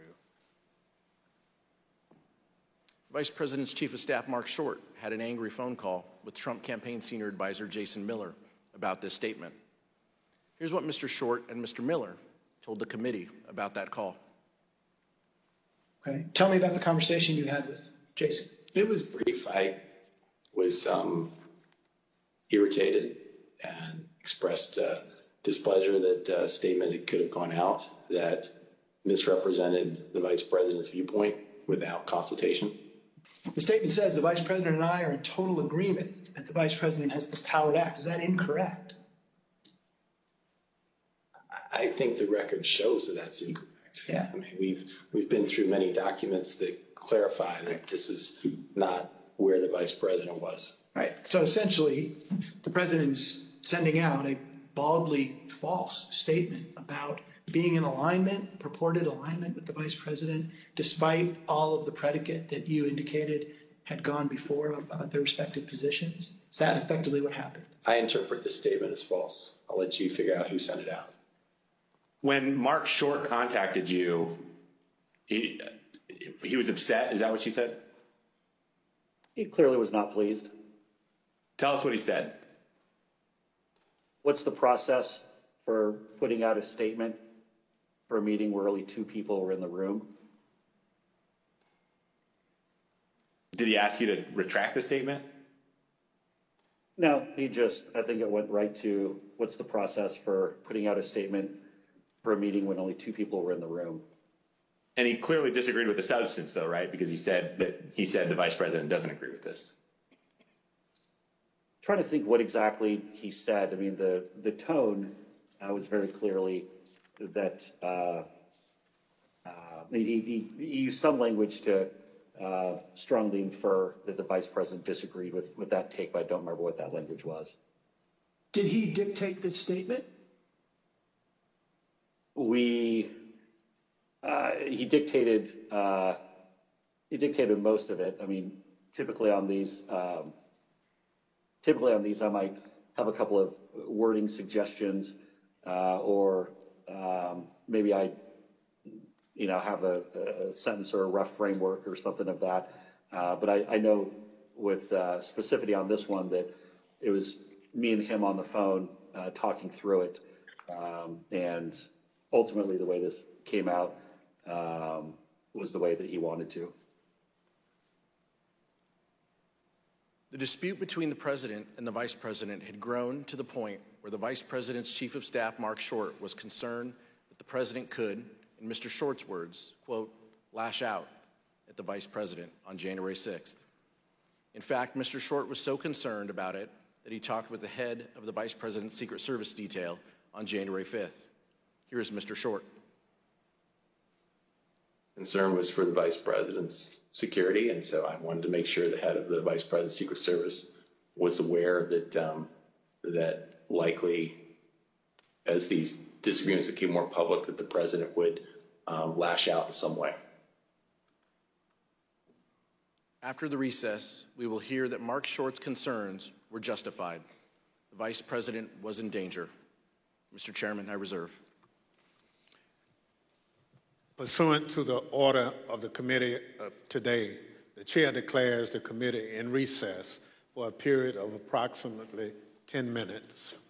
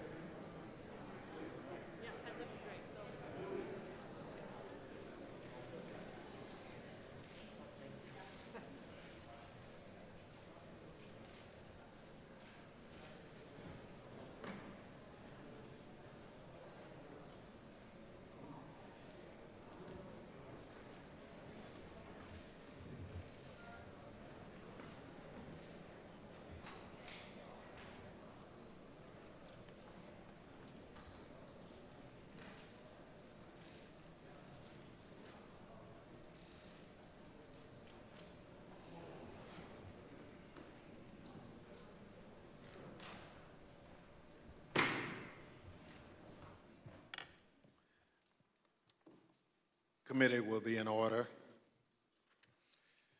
Gentleman from California, Mr. Aguilar, is recognized. I'd now like to turn to the events of January 6, 2021, which turned out to be a fateful day in our nation's history.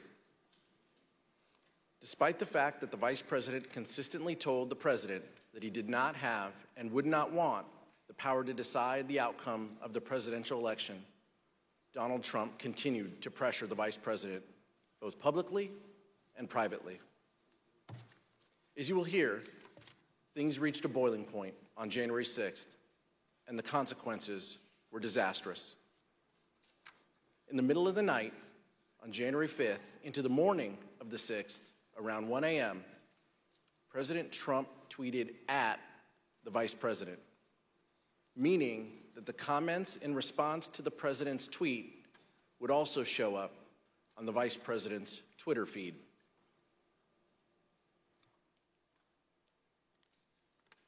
The tweet stated that the Vice President could, quote, come through for us and send it back to the states. Then around 8 a.m.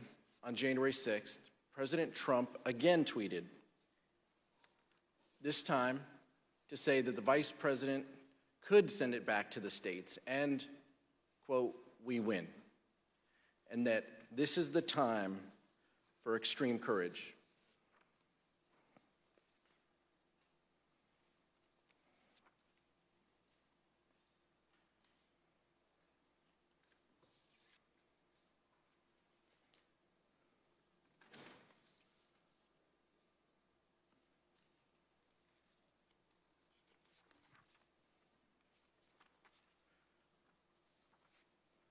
Mr. Short told us during his deposition that the Vice President started a meeting on January 6th in prayer. Here is what Mr. Short said.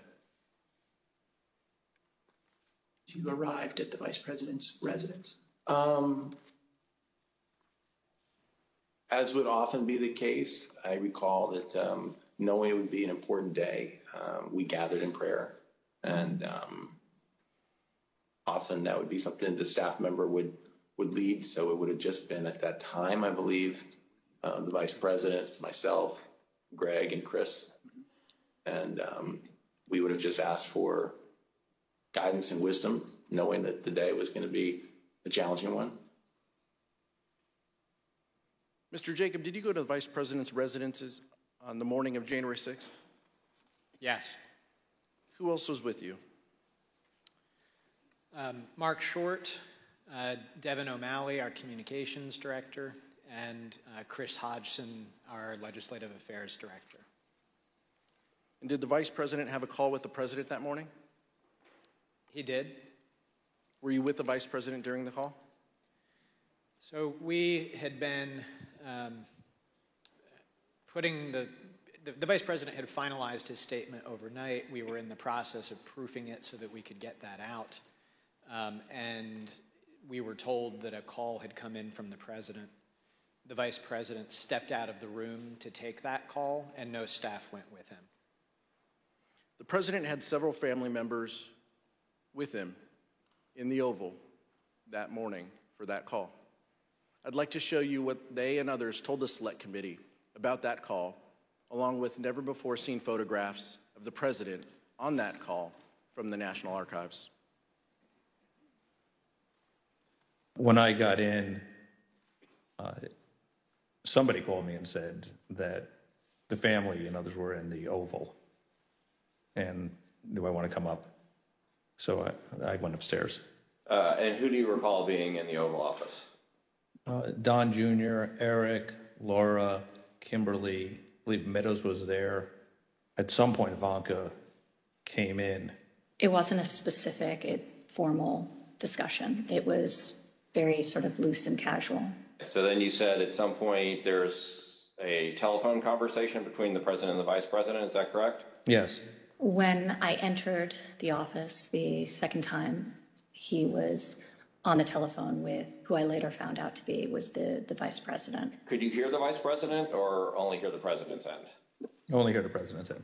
But at some point, it started off as a calmer tone and everything, and then became heated. The conversation was pretty heated. I think till it became somewhat, louder tone. I don't think anyone was paying attention to it initially. Did you hear any part of the phone call, even if just the end that the president was speaking from? I did, yes. All right, and what did you hear? So as I was dropping off the note, my memory, I remember hearing the word wimp. Either he called him a wimp. I don't remember if he said, you are a wimp, you'll be a wimp. Wimp is the word I remember. It's also been reported that the president said to the vice president that something to the effect of, you don't have the courage to make a hard decision. Worse, I don't remember exactly either, but something like that, yeah. You're not tough enough to make the call. It was a different tone than I'd heard him take with the vice president before. Did Ms. Trump share with you any more details about what had happened, or any details about what had happened in the Oval Office that morning? That her dad had just had an upsetting conversation with the vice president. Do you recall anything about her demeanor, either during the meeting or when you encountered her in Dan Scavino's office? I don't remember specifically. I mean, I think she was uncomfortable over the fact that there was obviously that type of interaction between the two of them. Something to the effect, the wording's wrong. I made the wrong decision 4 or 5 years ago. And the word that she relayed to that the president called the vice president, I apologize for being impolite, but do you remember what she said her father called him? The P word.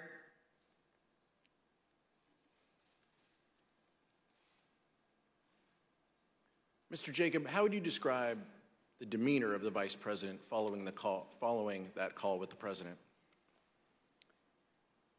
When he came back into the room, I'd say that he was steely, determined, grim. Of course, the most dangerous part of what Donald Trump did on January 6th was what he did himself.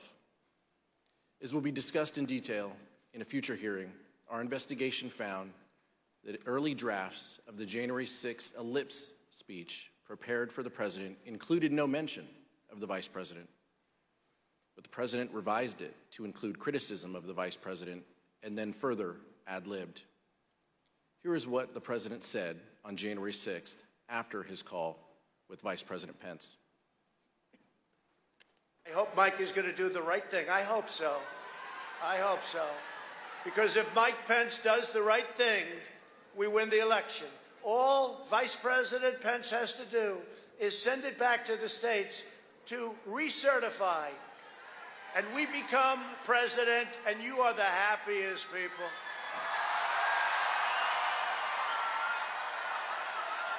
And I just spoke to Mike. I said, Mike, that doesn't take courage. What takes courage is to do nothing.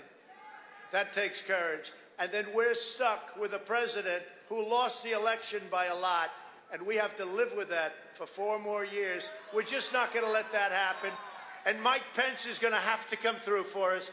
And if he doesn't, that will be a sad day for our country. And they want to recertify their votes. They want to recertify. But the only way that can happen is if Mike Pence agrees to send it back. So I hope Mike has the courage to do what he has to do. And I hope he doesn't listen to the rhinos and the stupid people that he's listening to. Of course, we all know what happened next. The president's words had an effect. President Trump's supporters became angry. When the vice president issued his public letter, the crowd at the Capitol erupted in anger. The rioters who had erected makeshift gallows began chanting, "Hang Mike Pence." Testimony in our investigation has made clear what the target of the rioters' ire was: Vice President Mike Pence. The rioters breached the Capitol at 2:13 p.m.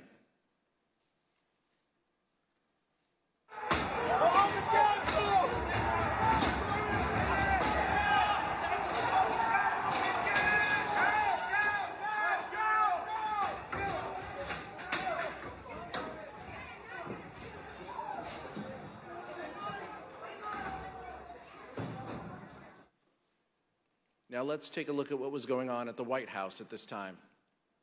We received testimony that the President's Chief of Staff, Mark Meadows, was notified of the violence at the Capitol by 2 p.m., and likely earlier. The testimony further establishes that Mr. Meadows quickly informed the President and that he did so before the President issued his 2:24 p.m. tweet criticizing Vice President Pence for not having, quote, courage to do what needed to be done. Here is what the President wrote in his 2:24 p.m. tweet while the violence at the Capitol was going on. And here is what the rioters thought. Nothing but a traitor, and he deserves to burn with the rest of them. So this all escalated after Pence. What happened to Pence? Pence didn't do what we wanted. Pence voted against Trump. Okay, and that's when all this started? Yep, that's when we marched on the Capitol. We've been shot at with rubber bullets, tear gas. We just heard that Mike Pence is not going to reject any fraudulent elector votes.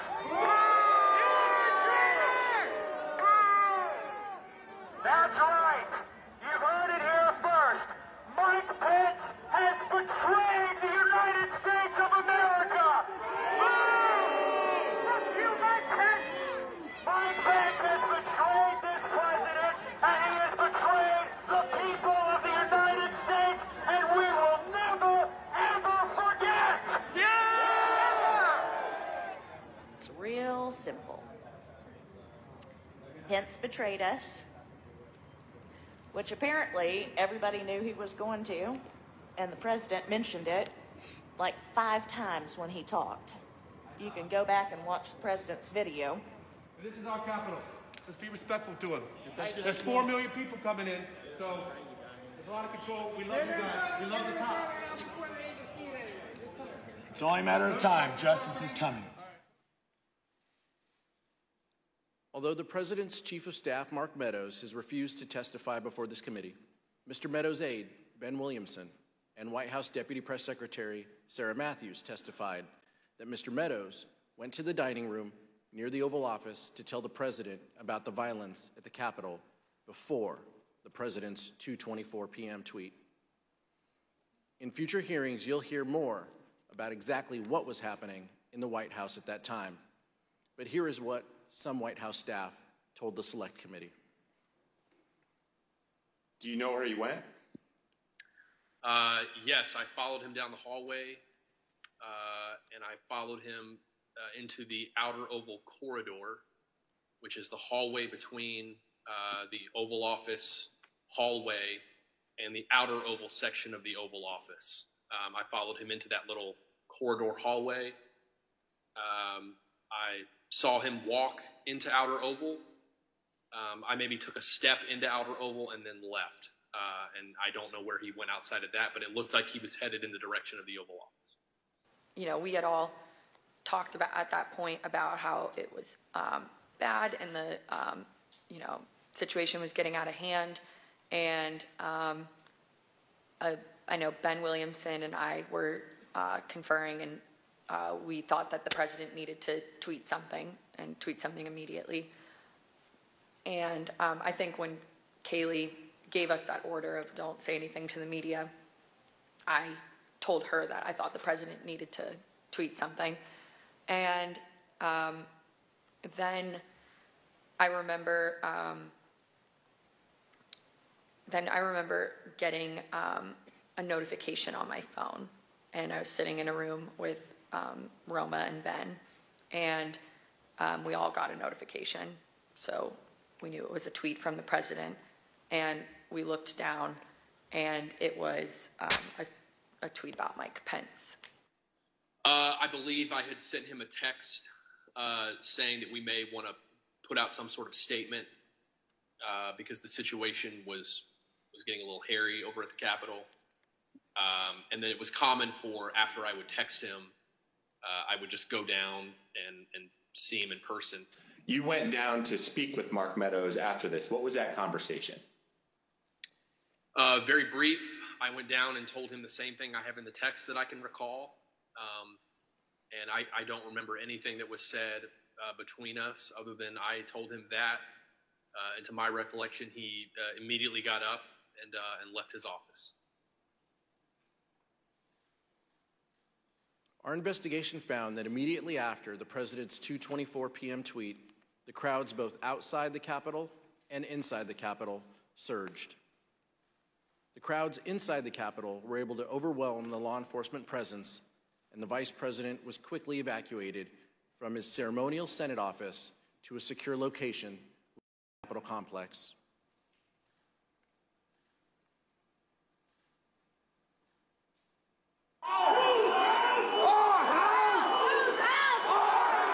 By 2:24 p.m., the Secret Service had moved Vice President Pence from the Senate chamber to his office across the hall. The noise from the rioters became audible, at which point we recognized that maybe they had gotten into the building. Then, President Trump tweeted, "Mike Pence didn't have the courage to do what should have been done to protect our country and our Constitution, giving states a chance to certify a corrected set of facts, not the fraudulent or inaccurate ones which they were asked to previously certify. USA demands the truth." It was clear that it was escalating and escalating quickly. So then when that tweet, the Mike Pence tweet, was sent out, I remember us saying that that was the last thing that needed to be tweeted at that moment. The situation was already bad, and so it felt like he was pouring gasoline on the fire by tweeting that. 30 seconds later, rioters already inside the Capitol opened the East Rotunda door just down the hall. And just 30 seconds after that, rioters breached the crypt, one floor below the vice president. The Secret Service couldn't control the situation and do their job of keeping him safe. At 2:26 p.m., Secret Service rushed Vice President Pence down the stairs. I think they had been trying to figure out whether they had a clear route to get us to wherever it was that they wanted to move us to. We moved pretty quickly down the stairs and through various hallways and tunnels to the secure location. Upon arriving there, there was further discussion as to whether or not we were going to leave the Capitol complex or stay where we were. Vice President Pence and his team ultimately were led to a secure location where they stayed for the next 4.5 hours, barely missing rioters a few feet away.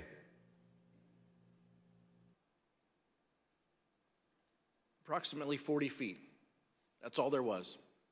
40 feet between the vice president and the mob. Mr. Jacob, you were there, seeing that for the first time.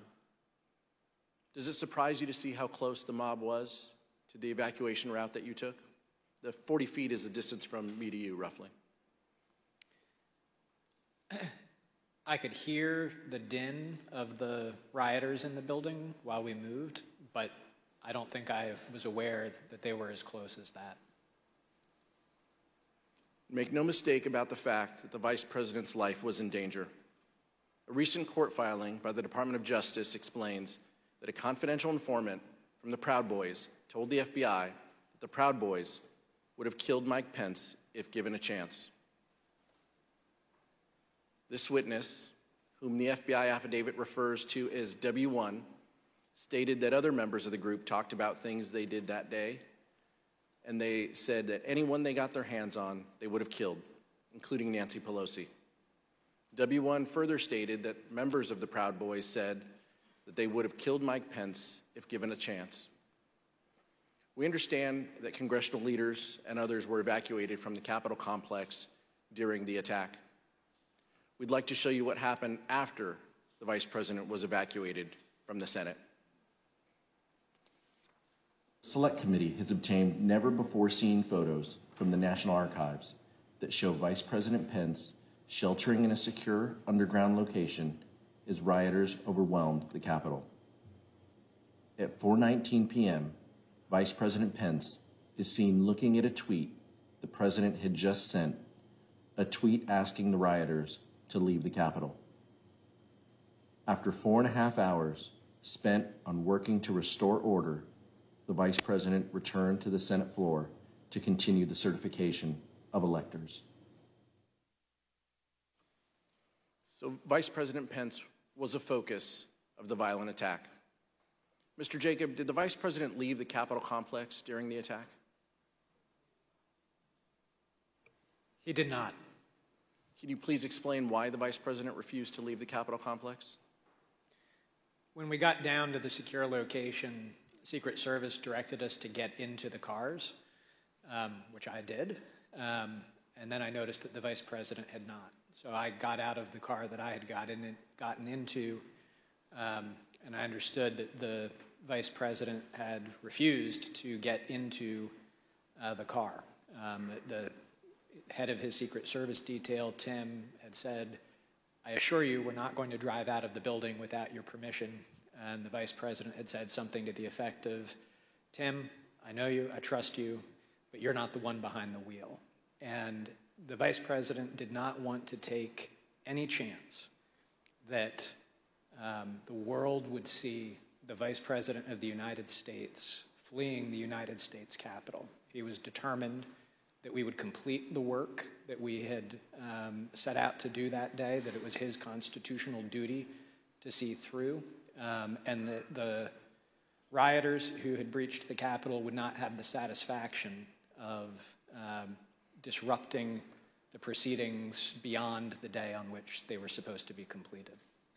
Let me see if I understand this right. You were told to get in the cars, and how many of the Vice President's staff got in the cars while he did not? Most of us. During our investigation, we received testimony that while the Vice President was in a secure location within the Capitol complex, he continued the business of government. We understand that the Vice President reached out to congressional leaders, like the Acting Secretary of Defense and others, to check on their safety and to address the growing crisis. In addition, the Vice President's Chief of Staff, Mark Short, made several calls to senior government officials. Here's Mr. Short's testimony regarding his call with Representative Kevin McCarthy. He indicated that he had had some conversation. I don't recall whether it was with the president or with somebody at the White House, but I think he'd expressed frustration that not taking the circumstance as seriously as they should in that moment. All right. So Mr. McCarthy indicated he'd been in touch with someone at the White House, and he conveyed to you that they weren't taking this as seriously as they should. You have to answer yes or no. Yes. Okay. While the Vice President made several calls to check on the safety of others, it was his own life that was in great danger.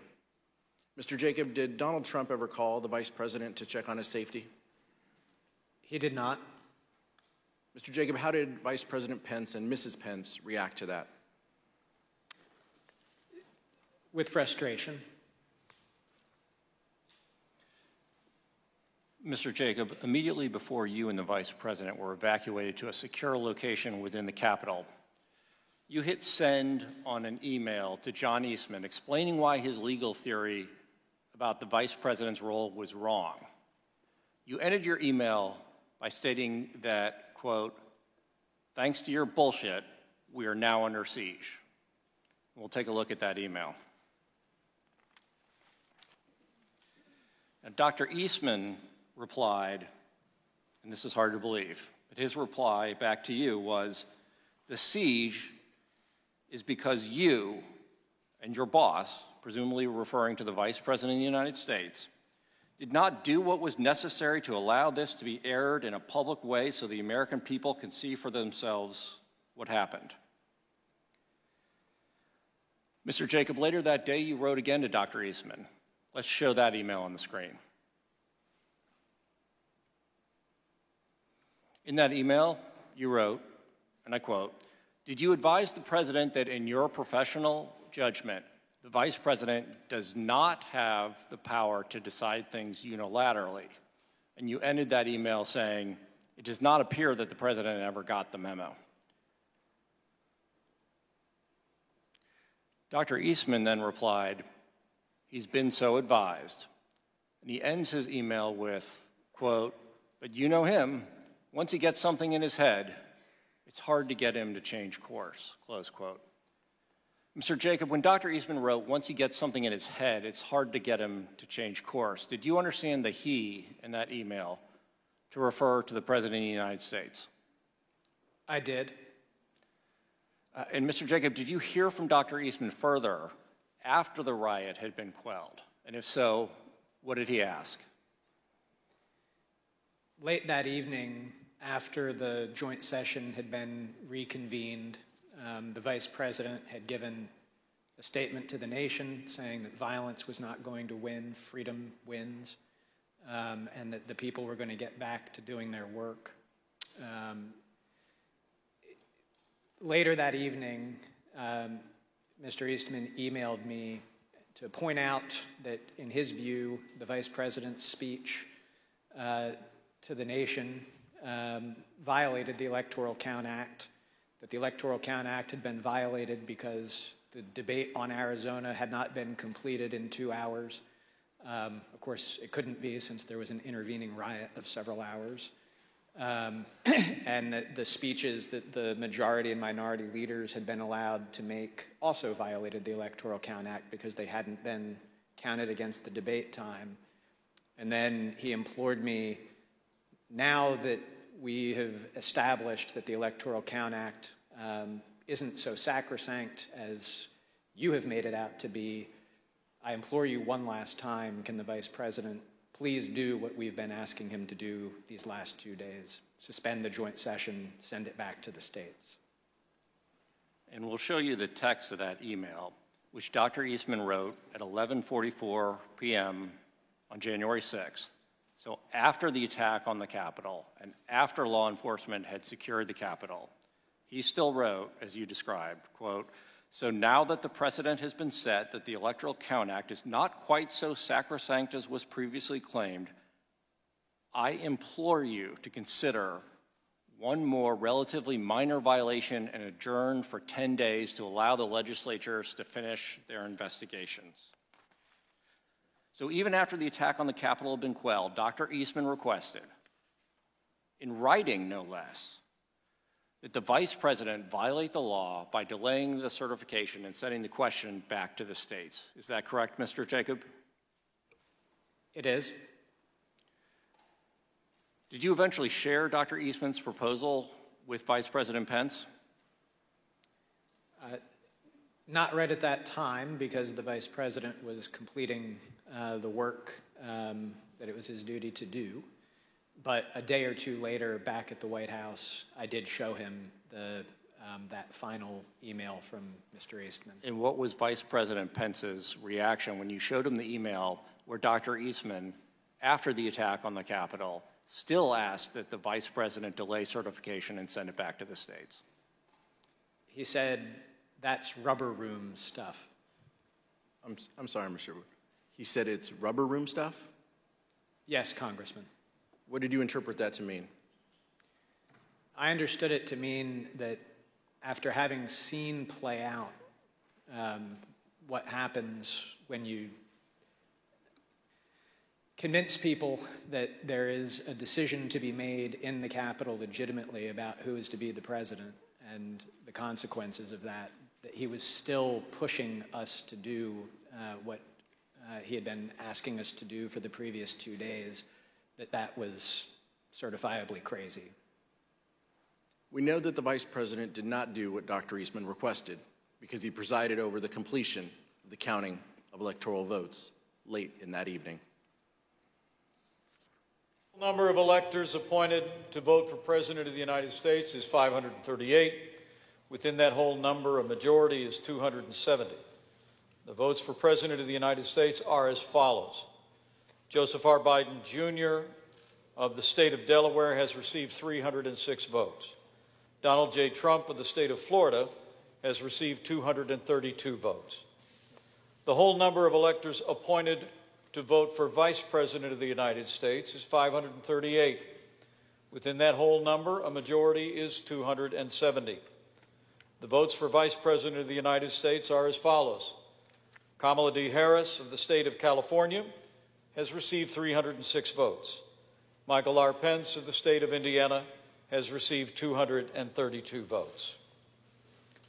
The announcement of the state of the vote by the President of the Senate shall be deemed a sufficient declaration of the persons elected President and Vice President of the United States, each for the term beginning on the 20th day of January, 2021, and shall be entered together with the list of the votes on the journals of the Senate and the House of Representatives. Mr. Jacob, we heard earlier that you and the Vice President and the team started January 6th with a prayer. You faced a lot of danger that day, and this is a personal question. But how did your faith guide you on January 6th?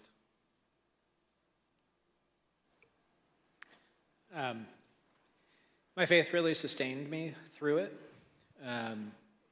I, down in the secure location, pulled out my Bible, read through it, and just took great comfort. Daniel 6 was where I went, and in Daniel 6, Daniel has become the second in command of Babylon, a pagan nation, but he completely faithfully serves. He refuses an order from the king that he cannot follow, and he does his duty consistent with his oath to God. And I felt that that's what had played out that day. It spoke to you? Yes. At the end of the day, Mark Short sent the Vice President a text message with a Bible verse. Here's what he told the Select Committee. At 3:50 in the morning, when we finally adjourned and headed our own ways, I remember texting the Vice President a passage from 2 Timothy chapter 4, verse 7 about, I've fought the good fight, I've finished the race, I've kept the faith.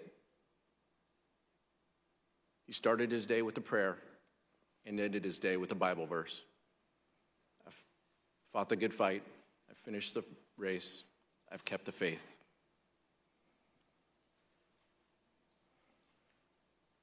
White House Attorney Eric Hirschman testified that the next day, January 7th, he received a call from Dr. Eastman.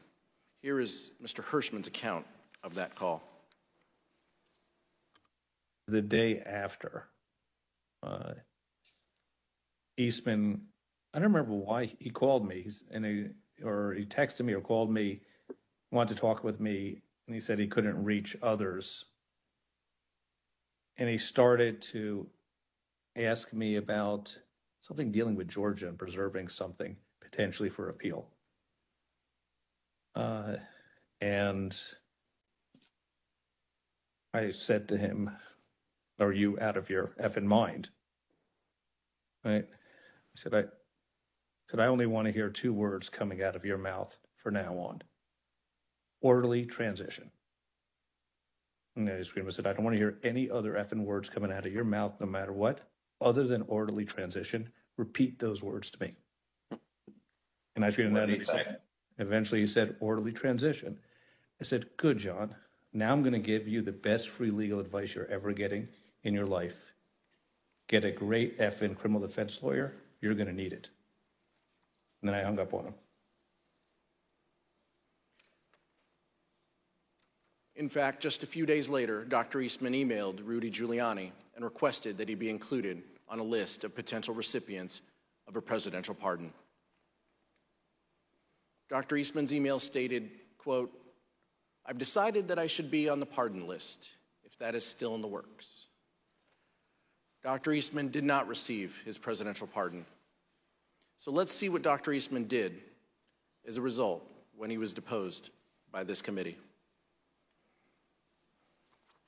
I assert my Fifth Amendment right against being compelled to be a witness against myself. Did the Trump legal team ask you to prepare a memorandum regarding the Vice President's role in the counting of electoral votes at the joint session of Congress on January 6, 2021? Yeah.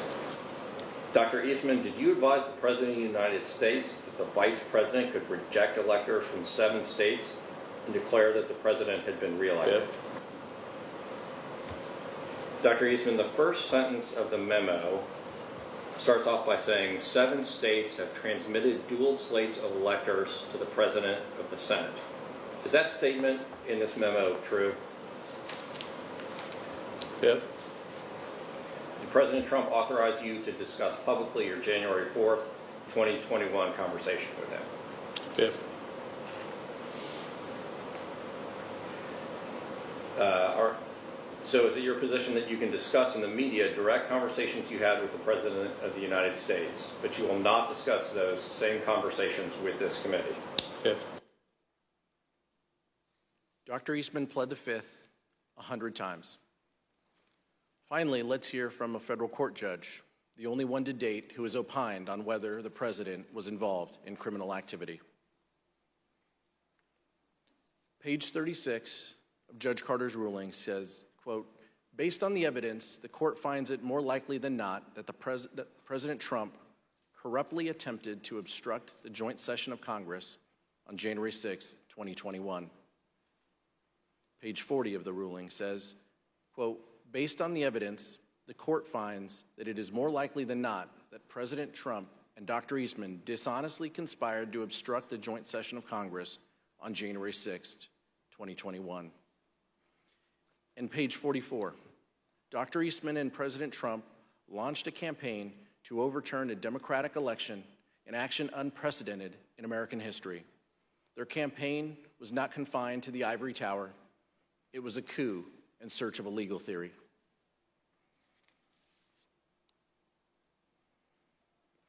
Mr. Jacob, what would have happened to our democracy if Vice President Pence had gone along with this plan and certified Donald Trump as the winner of the 2020 election?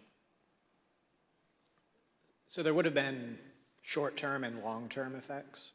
The short-term I previously described, a constitutional jump ball situation, political chaos in Washington, lawsuits, and who knows what happening in the streets. And you would have had the Vice President of the United States having declared that the outcomes of these state elections were incorrect. So for all of those reasons, there would have been significant short-term consequences.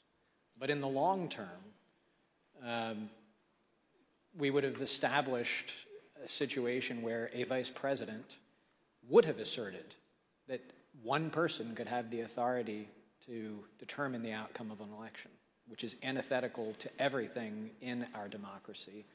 It's antithetical to the rule of law. And so it would have been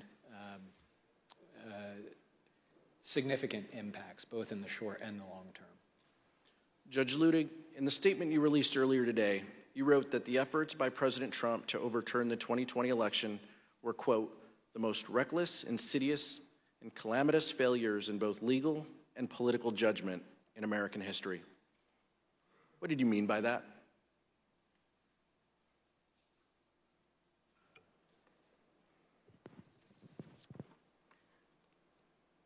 Exactly what I said, Congressman. Thank you, Judge. Thank you, Mr. Jacob. Mr. Chairman, I yield back.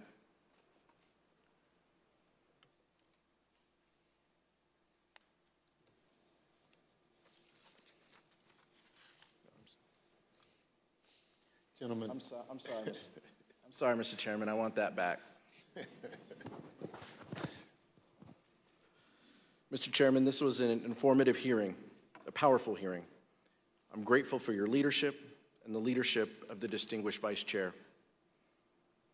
Donald Trump knew he lost the 2020 election, but he could not bring himself to participate in the peaceful transfer of power. So he latched on to a scheme that, once again, he knew was illegal. And when the Vice President refused to go along with it, he unleashed a violent mob against him. When we began, I asked how we got to this place. And I think the answer to that question starts with the fact that people in positions of power put their political party before their country. It cannot be allowed to continue. I'll yield back now, Mr. Chairman. Thank you very much. Without objection, the chair recognizes the gentlewoman from Wyoming, Ms. Cheney, for a closing statement. Thank you very much, Mr. Chairman. Thank you to my colleague, Representative Aguilar, and thank you very much to our witnesses today, Mr. Jacob and Judge Ludig. Thank you for being here with us. We have seen so far in our hearings that President Trump knew that his claims of a stolen election were false. You have seen that he knew that Mike Pence could not legally refuse to count electoral votes, And you have seen what President Trump did to pressure Mike Pence into taking illegal action. Over the course of our next hearings, you will see information about President Trump's efforts, John Eastman efforts, the Trump legal team's efforts to apply pressure to Republican state legislatures, state officials, and others. Judge Carter has recently written, quote, Dr. Eastman's actions in these few weeks indicate that his and President Trump's pressure campaign to stop the electoral count did not end with Vice President Pence. It targeted every tier of federal and state elected officials. We will examine all of those threats, and we will examine the Trump team's determination to transmit materially false electoral slates from multiple states to officials of the executive and legislative branches of our government. We will examine the pressures put on state legislatures to convene to reverse lawful election results. An honorable man receiving the information and advice that Mr. Trump received from his campaign experts and his staff, a man who loved his country more than himself, would have conceded this election. Indeed, we know that a number of President Trump's closest aides urged him to do so. This committee will address all of these issues in greater detail in the coming weeks. Mr. Chairman, I yield back. Gentlelady yields back. Judge Ludick and Mr. Jacob, our nation owes you a great debt for your knowledge, integrity, and your loyalty to our Constitution. You and Vice President Pence are exactly the people our nation needed at a critical time. You had the courage to do what was right.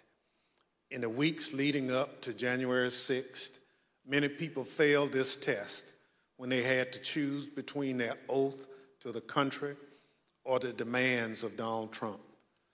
But there were others who, like you, stood tall in the face of intimidation and put our democracy first.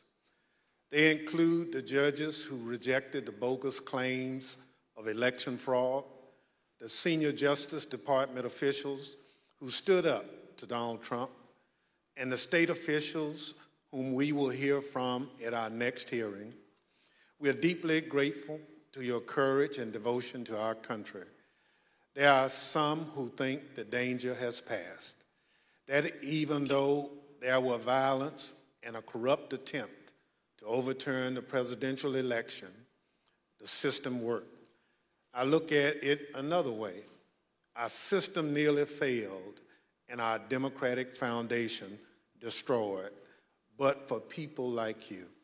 Judge Ludick, I want to give you an opportunity to share your thoughts on the ongoing threat. You've written the clear and present danger to our democracy. Now is that former President Donald Trump and other political allies appear prepared to seize the presidency in 2024 if Mr. Trump or one of his anointed candidates is not elected by the American people. What do you mean by this?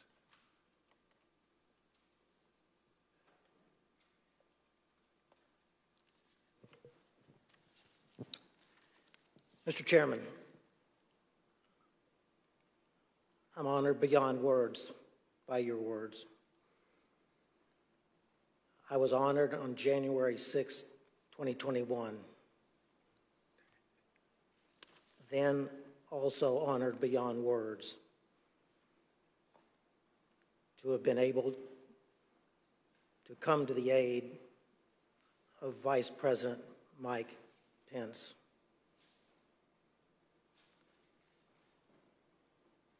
I prayed that day, just like the Vice President prayed that day. I believe we may have prayed the same prayer to the same God. I prayed that same prayer with my wife this morning before I came into these hearings.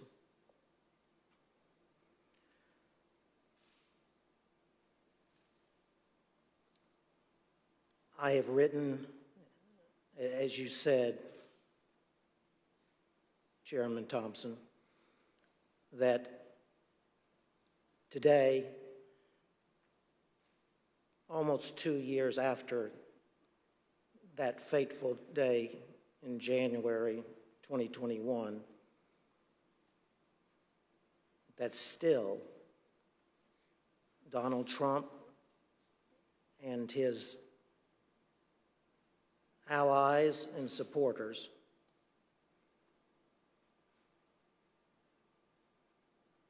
are a clear and present danger to American democracy. That's not because of what happened on January 6th. It's because to this very day, the former president, his allies and supporters